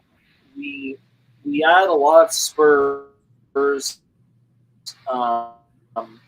We expanded the yards and added one on each end of the railroad. Because we really only had one previously. We added one on each end of the railroad. Basically cut out a small section in the middle in order to have point-to-point link. Is it just me, or is he cutting out and breaking He's up? cutting out. I'm kind of understanding. He's telling me he has a yard at each end, and he cut out a section of the middle to do something, but now I think he's frozen. Yeah, look, they're totally frozen now. They're frozen. Sorry, Yeah. guys. You know, We know how this goes. We love the internet. Yeah. Well, no, but what I was going to say about that is I remember I had Trevor call in once, or we had Trevor call in once on a show. I don't remember if it was one we were doing together or one that I was just doing. Oh, look, now they're reconnecting. together. Yeah. Reconnecting. But as I recall, I think it was his phone. We got you back. Yeah, you got us back. But are you on a phone or are you on your laptop? We're on my laptop. Oh, this is strange. Yeah, because it's really wonky. We're on my laptop. There we go. Yeah, we're on my laptop. We're on my laptop on Eric's Wi-Fi. So I don't know what is going on. It should be working just fine, internet. because I ran a speed test at Eric's one time and I was flabbergasted at how good it was. Yeah, it's evening time and everybody's using bandwidth. And I know. It just happens. Yeah. So. Maybe that's it. Yeah. So I have my next question. Yeah, we can hear you now, I think, but there's, who knows how long that'll last. But let's try this anyway, because, and something else, if it turns out to be a problem, you could just turn the picture off and the audio should come through just fine, because the picture is what takes up all the bandwidth, right? So if it comes down to that, we can try that. But it would probably look better anyway, for us to anyway. Well, we'll look better too if you turn off. Oh wait, no, it doesn't work that way. You still have to see us. Yeah. You were in the process of answering Michelle's question about, how the track arrangement is. And I think we got as far as to hear that there was a loop on one side.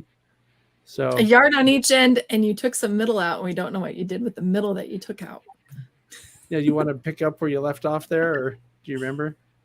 Yeah, the middle's still there, but we decided we could block it off during operations to give us a point-to-point railroad. So we can operate either as a loop or a point-to-point railroad. Okay. And we at the same time add a lot of industrial spurs.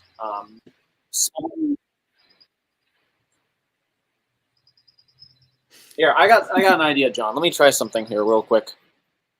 Now we can hear you. Suddenly we can hear you just fine. Except he just muted himself. Oh, great photo though he's got there. So where is he at in that? Yeah, in that I'm photo? sure you can't turn off the video. It's real quick here. Well, I want to know what kind of locomotives and freight you're running on the Fern Creek. What are your industries like? What is your line about? What is it? Steam? Is it diesel transition? Is it? So what do you run there? If he doesn't answer, I can probably answer some of those. You can questions. tell me. Yeah, having been a regular at the layout for the past, 7 years, I guess. It's steam, and it's narrow gauge, right? So it's narrow gauge. Imagine that. It's 3 foot gauge. So it's what they call FN3, F scale, narrow gauge, 3 foot between the gauge. And they're back, but we'll see what happens here. Yeah.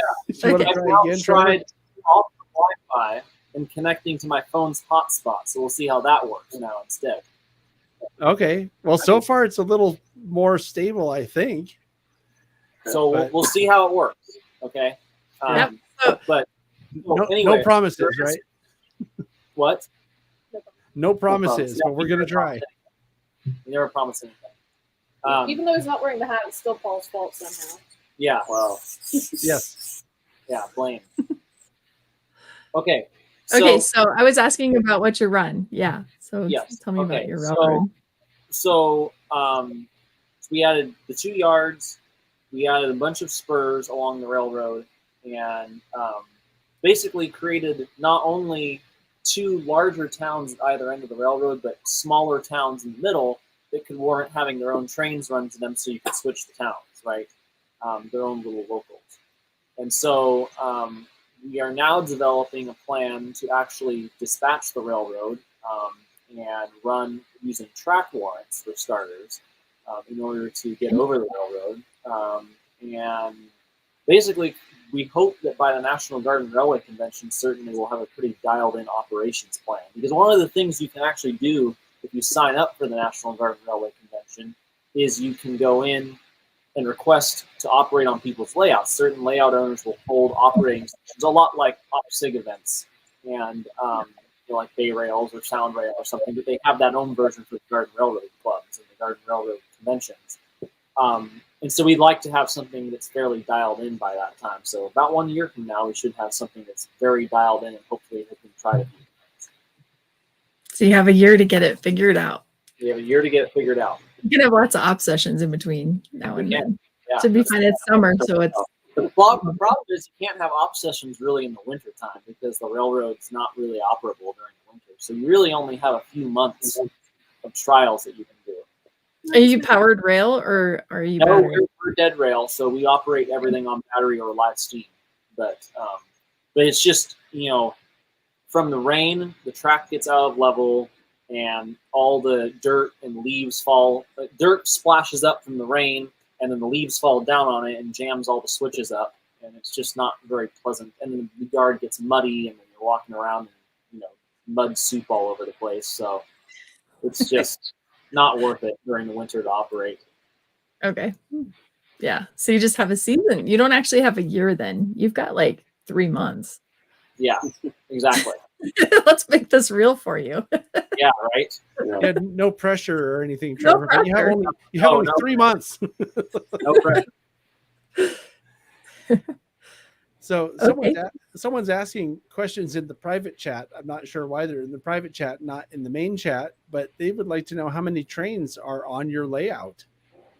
How many trains, like as in locomotives or cars, or It says trains. right so now, there's maybe, one sitting right here, and that's the only thing that's on the railroad right now. But maybe you can talk about your fleet, though. So the fleet, we have I want to say it's 22 locomotives, I think. At least. Yeah. It's about 22. I counted at one point, it's about 22. Not all of them run. Some of them are converted to battery, some are not. A lot of them that we have are, candidates for conversions, and we would like to detail them and, make them look a lot better than they would out of the box. But there's, in terms of 4 live steamers. 5. 5? Because Eric's a little English engine. Oh, does that make 5? That makes 5. Wow. Yeah. Okay. 5 live steam engines, and the rest are electric. And the plan is to one day have converted all the electric engines to battery. We don't run any track power on this railroad whatsoever now. Okay. So how many jobs do you have when you're running an op session? Then how many? I think sometimes the question of how many trains is how many would be out with jobs on an op session. So at one time, there would be no more than like 5 out, including the yard jobs. But in total, for an op session, it's somewhere around, I think, 12 jobs for a session. That includes the passenger trains. Okay, that's a good session. That's good. You're gonna have quite a few people over for that. If we're doing a loop, like during a running session, if we really want to push it, we can run 6 trains, all going, opposing directions and stuff on the main loop at the time. It's a little hectic, but it's possible. It is possible. Yeah. Because we have enough passing sidings that are evenly spaced enough that the trains meet, and it all works out. It's chaos, though. Yeah. We prefer That's why you need a dispatcher. Sparky's comment at the bottom is the switchback still part of the layout, and is it finished and operational? Yes, the switchback is still part of the layout, and I think when he was here, we hadn't completed the upper log camp and all that. Maybe not. But yeah, that's all complete now in terms of the track arrangement. As a matter of fact, the railroad is really complete at this point in terms of track. Matter of fact, we were laying some of the last track today, pretty much. I mean, that's the only things I can think of that we're left to do in terms of track, right? Last track for now. Yeah. Last track until I find another place to put track, right? Yeah. There's always more There's real always estate. more real estate. But we're pretty much done with track now. Now, really what we have going is a lot of work with equipment, making the equipment the way we want it, making the operations plan the way we want it, and then building. So that's our big Achilles heel right now, is we don't have a lot of buildings. And so what we're to build structures and get And that would give you the kind of industries and cars that you're going to run. Right, right. And in freight cars, we have, I want to say, approximately 70 freight cars or so, which for a narrow gauge railroad is pretty good. Yeah. This is a good question on the screen. How do you control your locomotive if it's battery powered? So we use AirWire, which is made by CDP products. They're the same ones that make Easy DCC that a lot of smaller scales might be familiar with. Basically, it is like DCC, but in battery form. So you have a throttle, much like you would in a smaller scale, but it acts as a transmitter. And that goes to a receiver in the tender that picks up the radio signal and translates it into DCC signal. And that then goes as DCC signal to a decoder.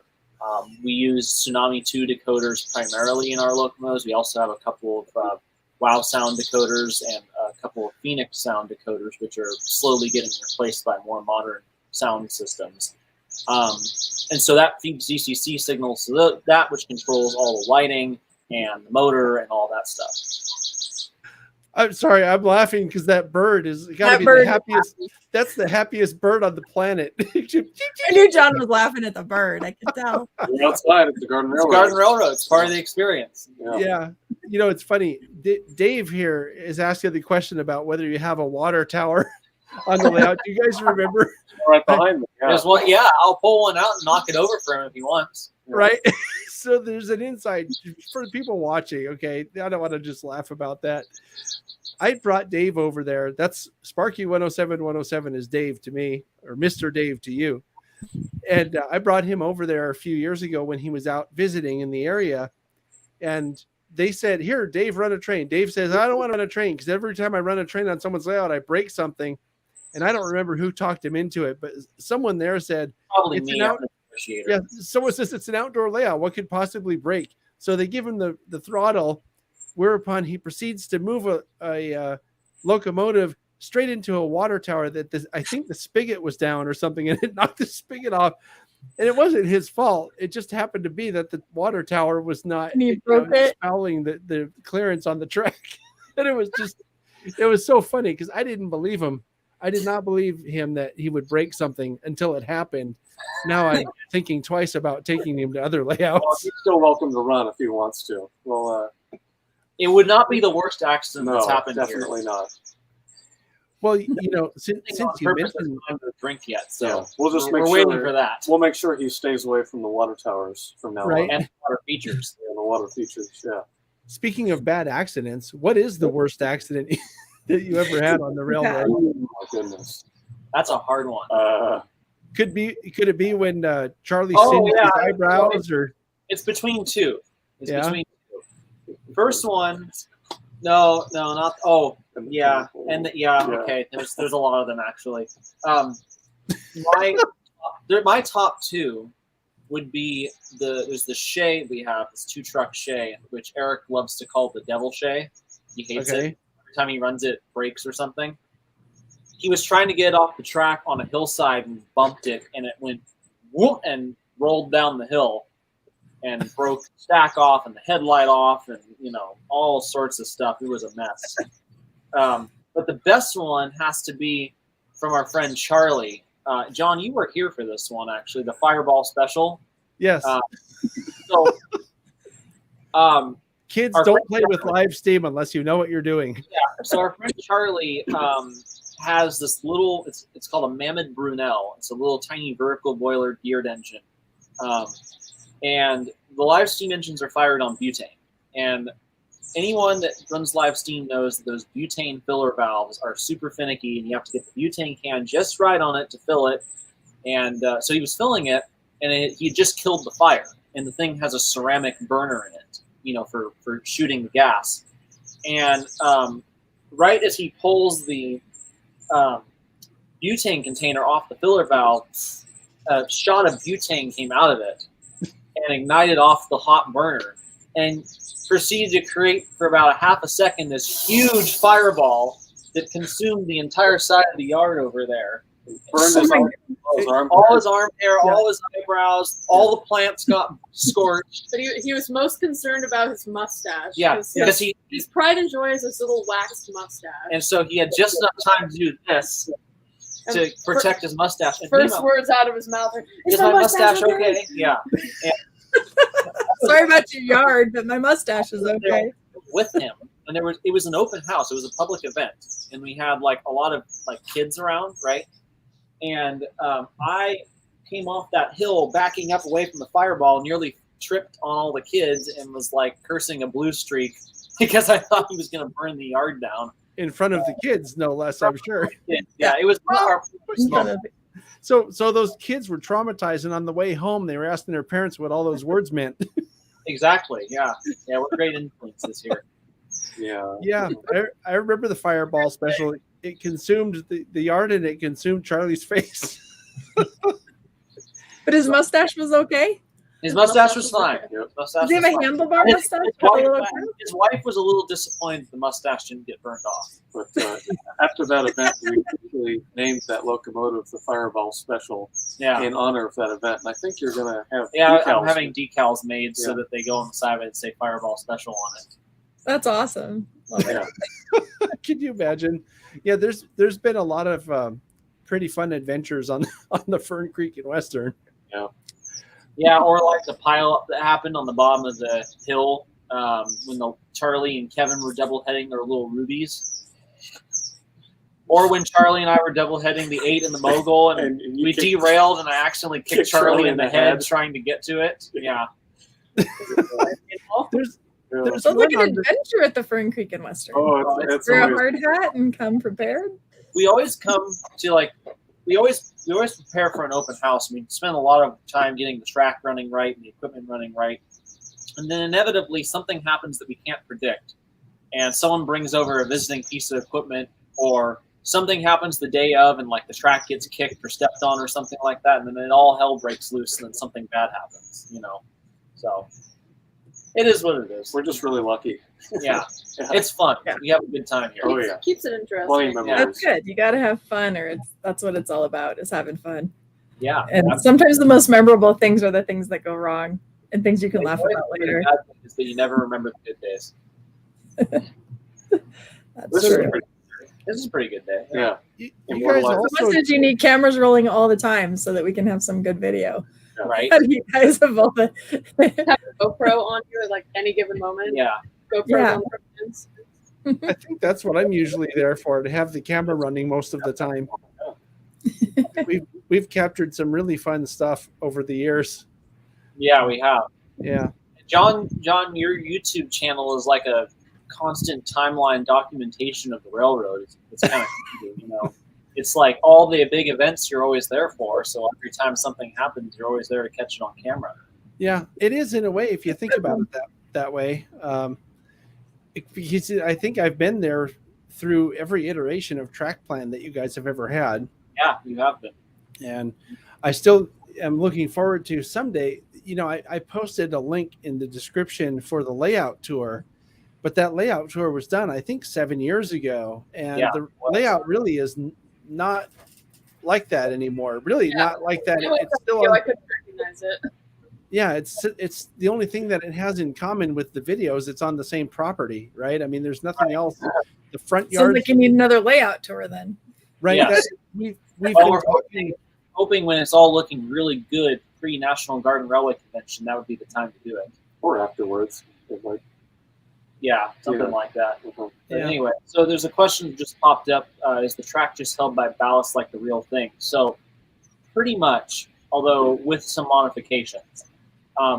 There are certain areas on the railroad. We have one area in the side yard here where it's actually up in a garden box, and in that area it's screwed to roadbed, redwood plank roadbed. It's fastened into the box. The rest of the railroad is pretty much held by ballast. It has a trench dug under it that's filled with ballast for drainage, and then ballast on top to hold the track.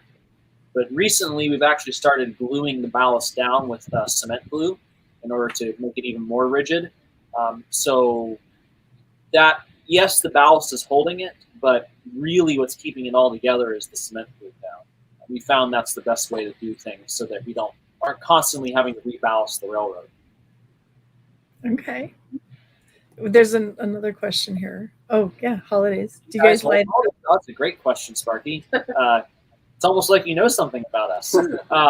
So yes, we do. We hold a Halloween event every year, and it's actually not really a railroad event per se. It's we decorate Just an event that occurs at a railroad. Yeah, an event that occurs at a railroad. We hold a big haunted yard where we deck the whole yard out as a graveyard with animatronics and fog machines and lights and all. Trevor and I are theater geeks, so Yeah. it's a bit of a chance for us to kind of, use So, that muscle. Do you take all the buildings off and they're actually walking over your track? Yeah. We don't have people walk over the track. We take all the buildings out, and then we let the train run around just in the front yard in a loop. And Okay. the train usually is the biggest hit, of course. Yeah, People love it. all the fog and stuff. Yeah, it's really cool looking. Cool. Is there video of that on TSG? Yeah.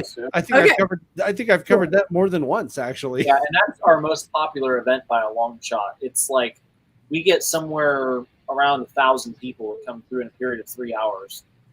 Wow, that's great. I want to There's another question about the neighbors. Do the neighbors like it? Yeah, The whole neighborhood kind of partakes for Halloween. It's a really popular trick-or-treating neighborhood. Yeah, there's somebody down like the road a bit who turned their whole house front into like a giant spider web, and they had like a 15-foot spider or something? Yeah, something like that. Like diameter wise, like 15 feet. Yeah. It was insane. We don't have any holiday events per se though. Yeah. So you don't do Christmas? You just do No. Halloween? No holiday lights stream. And usually that's because the railroad's starting to be in winter mode by that point. Muddy and okay. Yeah. I want to tell a story about Halloween at the Fern Creek and Western. Oh God. So, no, it's not a bad story, Paul. It's not about bubble juice. It's not about the bubble juice. No. Well, I could tell that one too, but we got that on camera. So Anyway, if someone wants to dig up or search for Fern Creek and Halloween at the Fern Creek and Western, there's plenty of very entertaining stuff in there, including some bubble machine mistakes and various other things that will crack you up, especially if you know these guys. But the story has to do with the crowd. Trevor mentioned that they get 1,000 people there. I think that's an underestimation, because when I went to the Halloween the first time, they were telling me, oh, you got to come to Halloween because we get like, all these people. And I'm thinking to myself, I've seen Halloween, I've seen busy streets on Halloween, and there's no way it's going to be that many people. And I thought, oh, kids are exaggerating, whatever, but they were still kids when they told me this. And so, right, I go there that night and I was like standing there, and you can't even move. There's so many people on the street, and there are kids lined up as far as you can see to try to get in the yard to go up and get a piece of candy. And they get so many people on Halloween that they have to give only one piece of candy or else they will run out. And I'm not exaggerating at all. I have never seen that many people on one street. It was like a concert. When the concert's over and everyone's trying to go through the exit? That's what it's like in the crowd. Yeah, but for like 3 hours. What's that, Trevor? For like 3 hours. Oh, at least 3 hours. It's crazy. That's awesome. I couldn't believe my eyes. So with that being said, that was the story. I wasn't going to talk about that time when Paul put the bubble juice into the fog machine instead of the fog juice. We won't talk about that. You'll have to watch the video for that one. Yeah. But I do want to mention the switchback, because Sparky was asking about the switchback earlier and that logging area. And I want to mention it because not a lot of people who do model railroads any scale have switchbacks on their layout. So now I also understand that it's due to the size constraints of that area on the side of the driveway there. But maybe for people who are watching who don't understand what a switchback is, I think it would be interesting to hear, how you developed that area and how you use the switchback, but moreover, what a switchback is, so that people watching who don't know aren't just going, oh, okay, I don't know what they're talking about. What is that? Well, I'll tell you what, Paul, why don't you, while I'm explaining it, call in on your phone so you can actually show it real time? Okay. How's that sound? Then we can add him to this. Yeah, Yeah. that would be great. Sure. That would be good. We could Yeah. see it. Because we're right here at the railroad, might as well, right? Absolutely, so, yeah. The space constraint for one of the reasons we put it in, but I wanted to switch back from the get-go because it actually added a little more running to the railroad by doing it that way. And I used to work at that time at Roaring Camp, which is a local heritage railroad here in the Santa Cruz Mountains. And they have a switchback on their railroad, and it's about the steepest narrow gauge railroad grade in the country on that switchback. It's about 10.5% going up it. So I've always had a love affair with switchbacks from growing up there, and and running engines on that switchback. So basically a switchback, if you think of it, the way I would always describe it to passengers on the train at Roaring Camp when we were going up is basically it's like a big Z. Think of the letter Z with tails on the ends of it where the lines come together at the junction. So you come up the lower part of the Z, get onto the tail track, and that allows you to clear the track switch at the bottom. You throw the switch for the middle part of the Z, the diagonal line that bridges the two parallel lines. You back up that Z, the diagonal line, get to the top, get onto another tail track, and then line the switch ahead of you once you clear it, and then proceed forward along the top of the Z.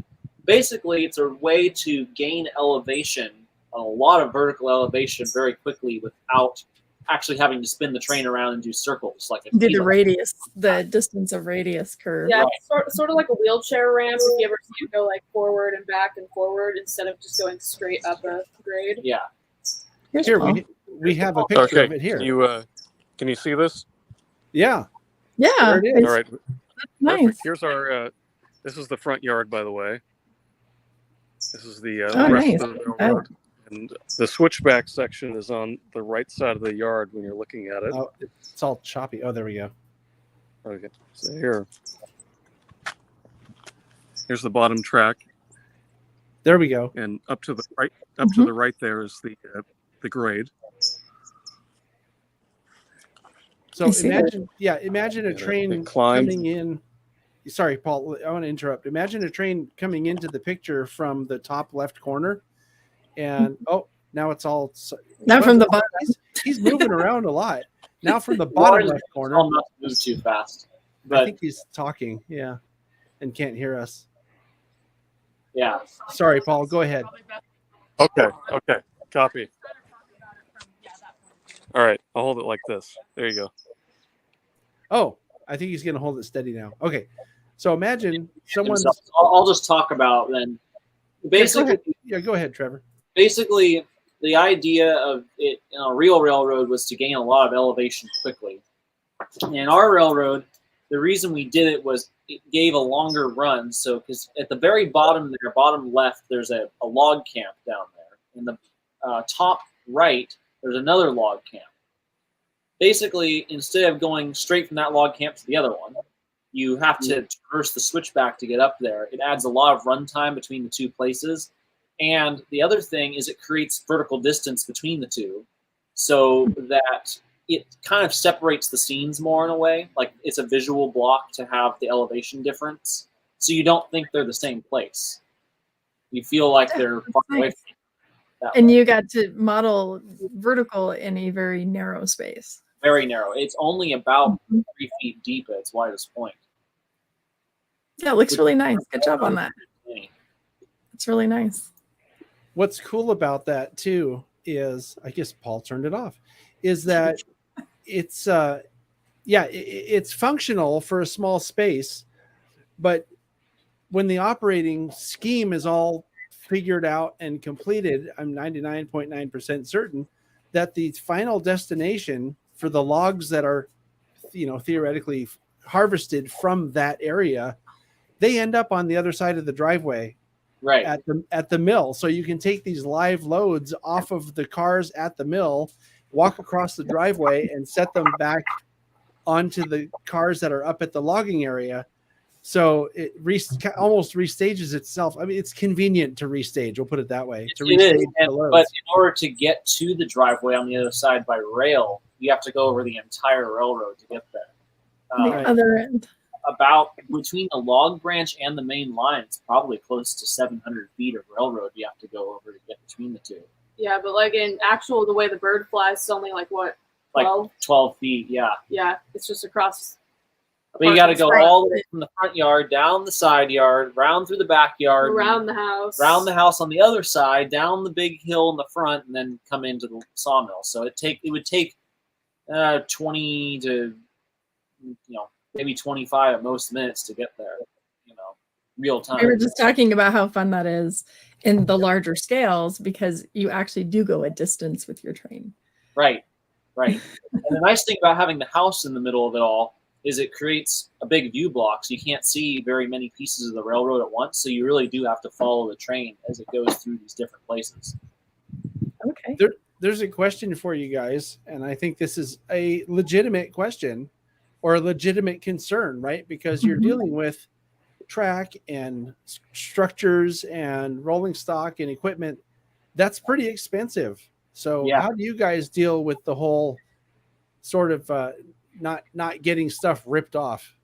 Well, we're pretty lucky in the sense that we have not had any issues with theft.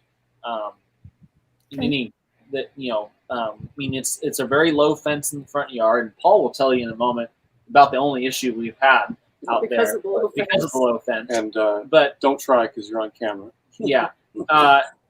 And anyway, the people generally just come out and look at it. They don't really mess with it. We don't leave trains out there, but we certainly the tracks out there and the structures, and we've never had an issue with anyone trying to vandalize it or go in to steal something. And I think that generally people have respect for the amount of work that goes into it. That they might not realize how much the stuff's worth. I think that's the big thing. Seriously, a lot of people don't have the sense of how much the stuff's worth. And so interesting. Well, but the thing is also it's only worth that to people who would use it anyway, right? So it's not like a high theft item anyway, because if someone were stupid enough to steal anything like the track, they wouldn't know what to do with it. Well, and who's going to have the right tools to separate the track apart, It's right. You'd have to really know what you were looking at to mess with it. Right. So how do you store that leads me to my next question. Do you have rail that goes into a storage area, or do you pick them up and put them in storage? We have a removable piece of track that will allow us to get from the railroad inside the garage, and then under the workbench, which we have a workbench basically that wraps around the wall for working on stuff and storing equipment up on the bench. There's a 4-track storage / staging yard, staging for operations underneath that, which holds like 30 cars probably, something like that. 30 or it's 4 tracks. 4 tracks, and they're each about 20 feet or so. Yeah, so it's probably actually more like 40 cars. It's holds somewhere between 30 and 40 cars. Okay, that's great. That's good. Yeah, the one we're planning at the museum, it will go inside.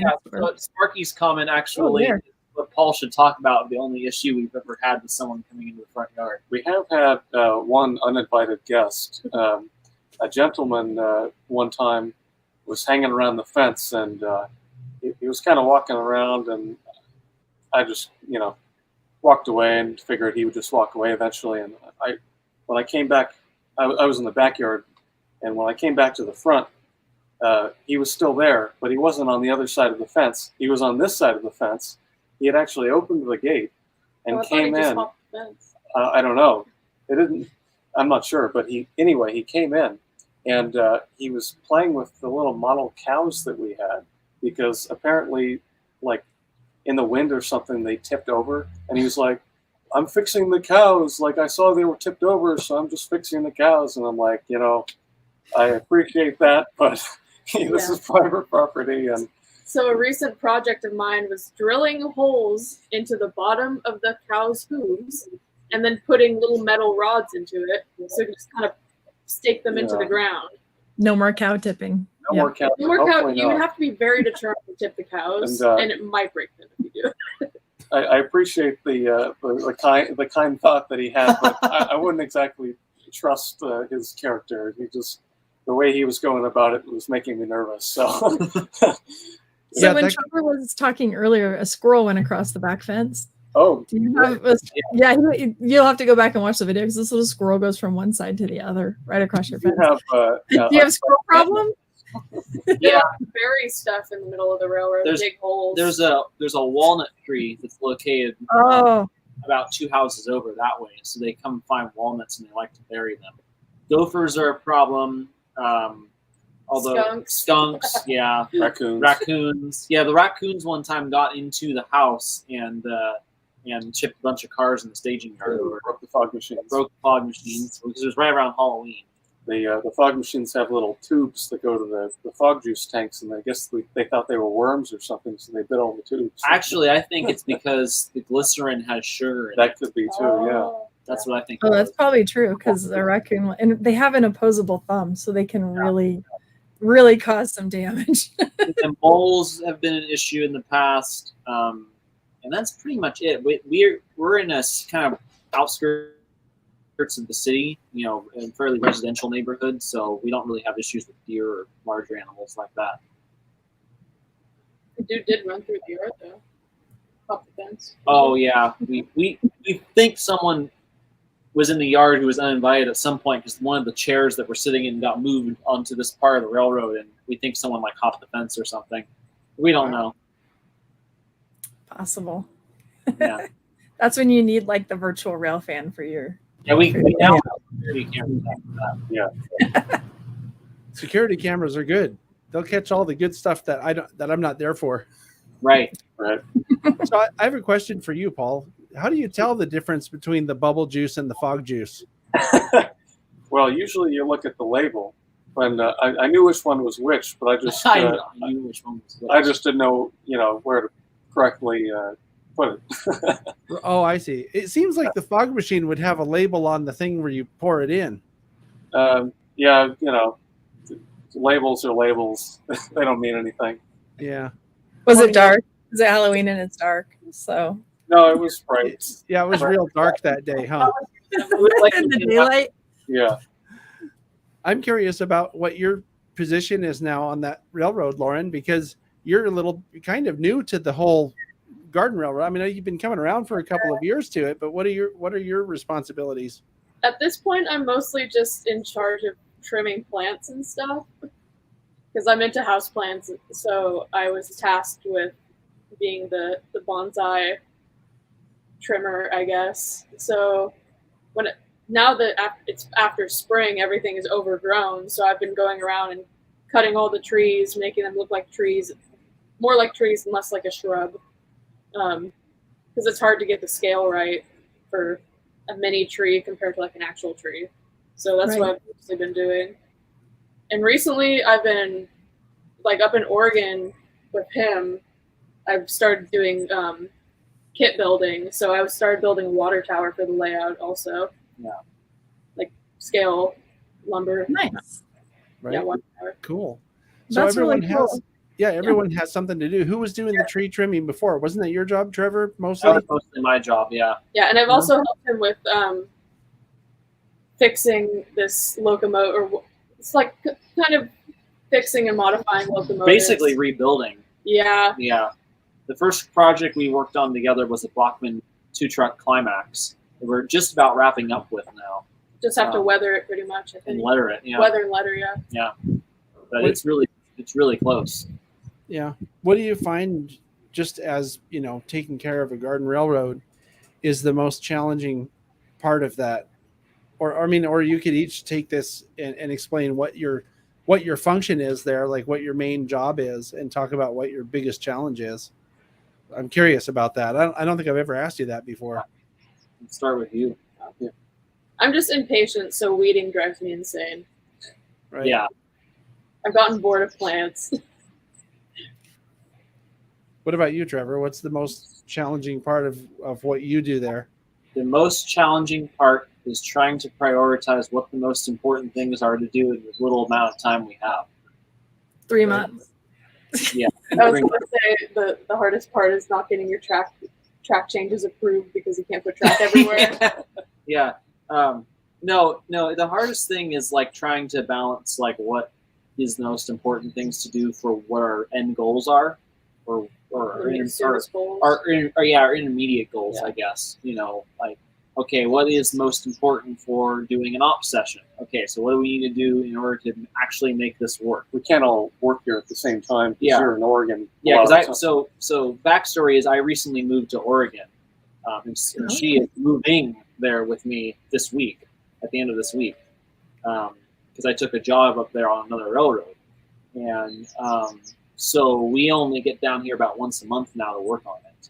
And, Oh. How many hours away are you? Well, 4 hours. well, we fly.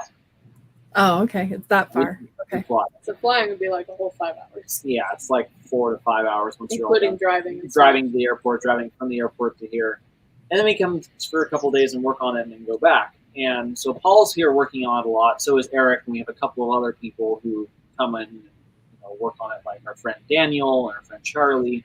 They'll come in and do work on it periodically, but really the railroad part is done in terms of like the track. And a lot of the scenery is done. Scenery, like planting, is done.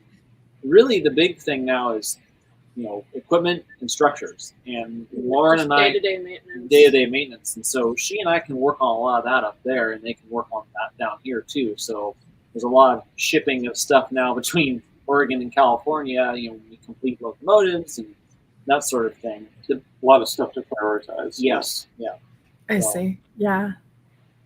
And for me, I guess the most challenging thing is just keeping the railroad operational, because that's largely my task, is making sure, the track is as smooth as it can possibly be, and making the ballast look good and stuff. And that's pretty satisfying when there's no derailments after a big session that are due to my track. So, or the equipment. Yeah.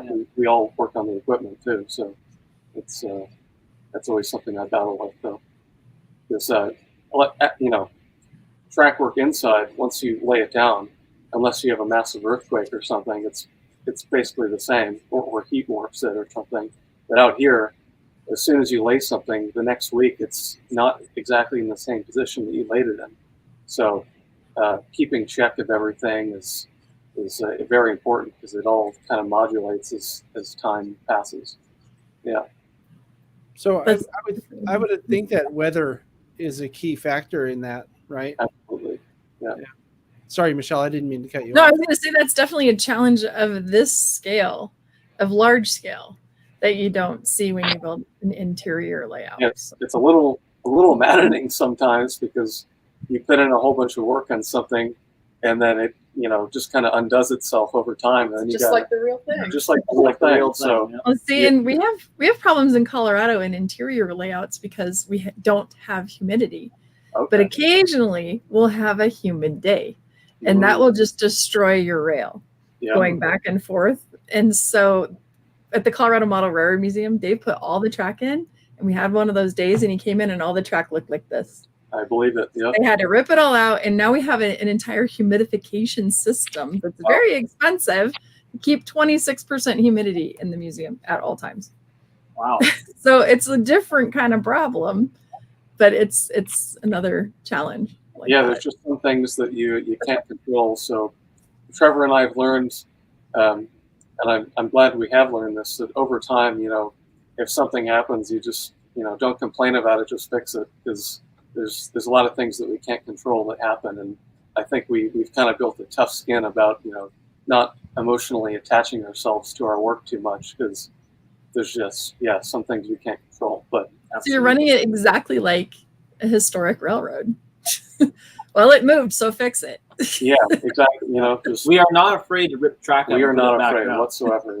Yeah, that's for sure. Or else it wouldn't have gone through so many iterations over the years. I mean, we have a problem with some area that is like, absolutely, it causes a bunch of issues, and it's just, ruining the flow. We'll say forget it and rip the whole thing out, even if we spent 6 months designing it, because we want it to be right or as best as we can. It's always getting better. Yeah. It seems like to me, having been there as much as I've been over the years, I mean, because I'd come up at least a few times a year usually, it seems like every year there was something different about it. Does that sound right? Like about once every year you would make some kind of change. Some changes were a lot bigger than other changes. 4 or 5 months, yeah. No, we're pretty happy with the current track arrangement. I think this is going to be what it is for now. Once we start, doing operating sessions and stuff, there's some things we might find that, maybe an operator can't reach something, or they have a hard time coupling to something.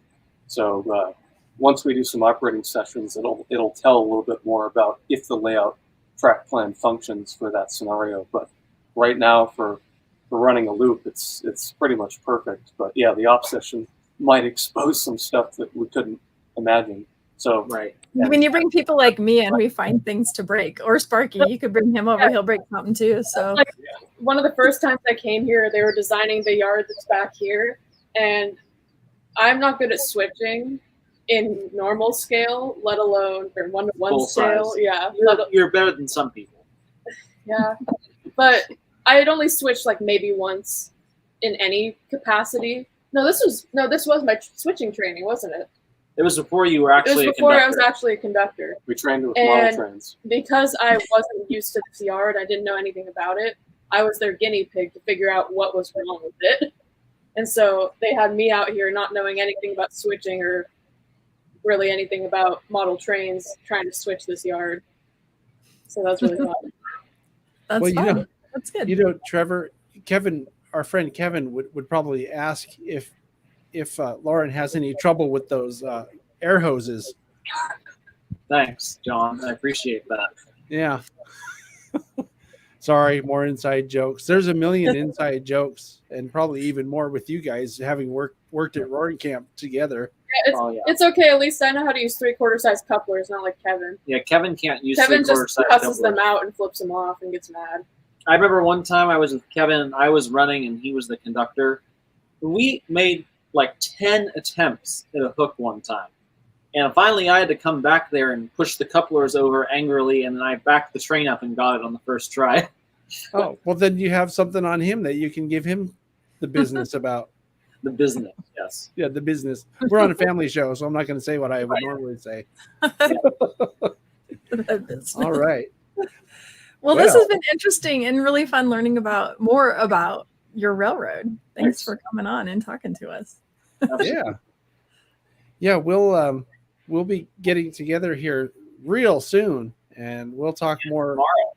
Yeah, we'll talk more about all of this stuff, I'm sure. So, well, good. Hopefully there's another tour coming out then, another video. Are you going to show the new railroad? Not quite yet, but maybe happen. I'm sure you'll have a video from the first operating session at some point.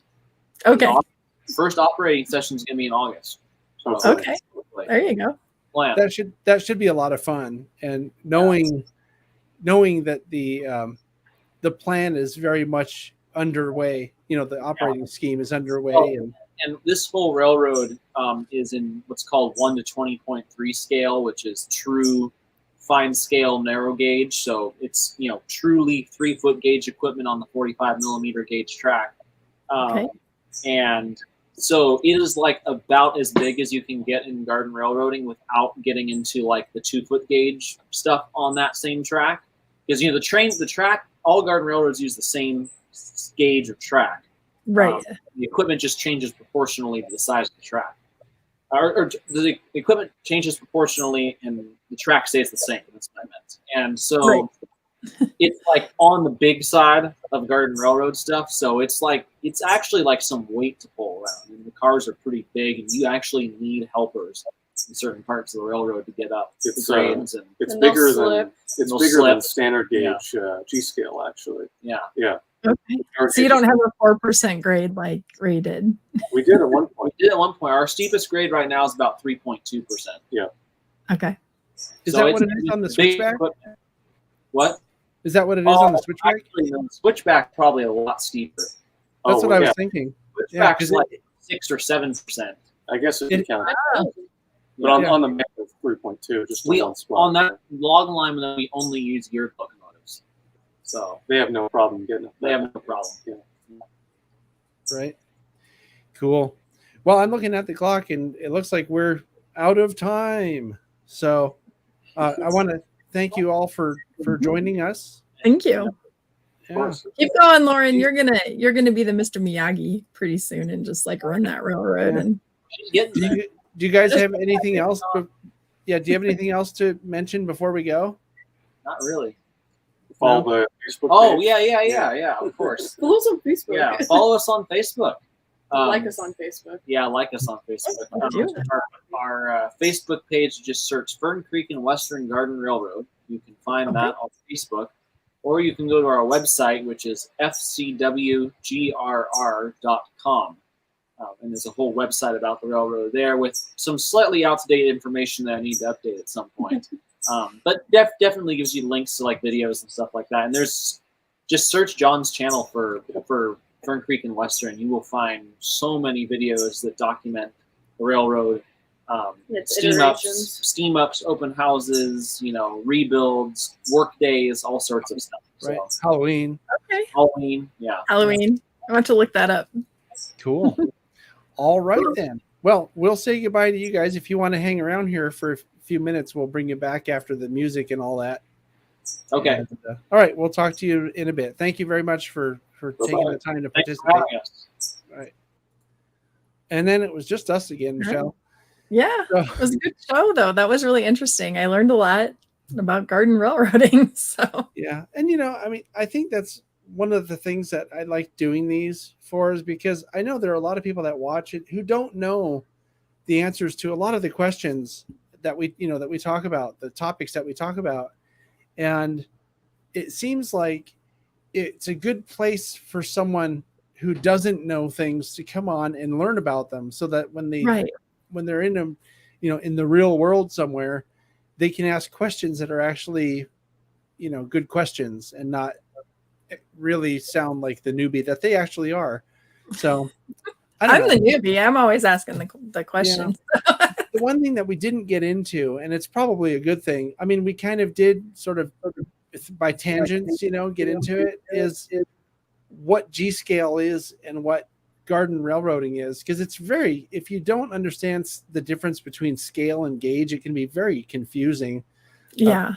Right. Because some of these, they all use the same track, but the equipment is different sizes. And that's the part that throws people, because usually you use a different track and the equipment is different sizes. So right. Anyway. And usually they go together. Equipment and track go together. And in this one, it's like I got track and I could have all this equipment. You can have a lot of different equipment. Yeah. It's true. So anyway, so we'll have to talk about what to do for next time in July. I know I don't have a topic. Well, we're just going to be getting back from our trip. We'll have been home for like 3 days. Plenty of time. Yeah, we'll have plenty of time in the car to talk about possible topics for next month's show. So might be a smorgasbord of stuff. We'll see. Yeah, I guess we'll find out together. Yeah. So thank you, Michelle. Once again, it was fun as usual. And I do want to thank everybody for hanging in there while I had my technical issues. I still don't know why that other computer wasn't working. It's because mine worked, so yours couldn't work. Maybe, right? It's a point.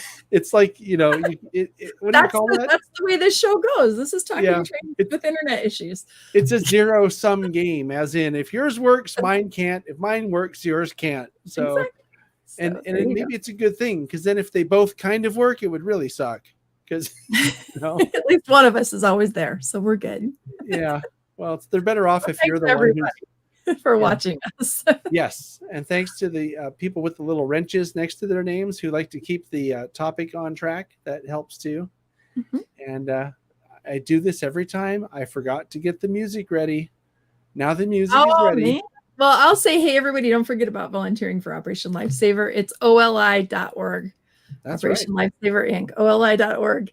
And take a look at it. You sign up online and your local person will contact you, and you do your first little training online, and then you do an in-person training. And I just wanted to throw that out there again. So, well, I should talk to you about that, because I mean, I don't know what I would do with it, but I wouldn't mind being OL. And you can volunteer for an hour in the booth at a train show. And it's so fun to talk to families and kids about rail safety. Oh, well, there you go. What you do is you go out to public events and talk about rail safety. So something we do anyway, and we're always trying to come to be conscious of. And so it's just another way to give back to your community. So, Well, there it's you something I will look into because I've been known to be able to talk to people before. at some point, maybe we'll do a little bit of a show on it. I'll bring some people on, talk about it. Fun. That would be good. So, but probably not the next one because I won't have time to get that ready. So. I was going to say maybe in July, right? Maybe August. I don't know. We'll see. Yeah. Actually, Well, we need to do September because that's safety month. And there's actually a whole rail safety week in September. So maybe we'll do it then. Well, I can hear the gears turning. Yep. Okay. Is the music ready? Are you good? The music is ready. It's been ready since that was good though. You covered up while I was finding it. Yeah. All right. All right, everybody. Well, thanks, everybody. Thanks again. We'll see you next time.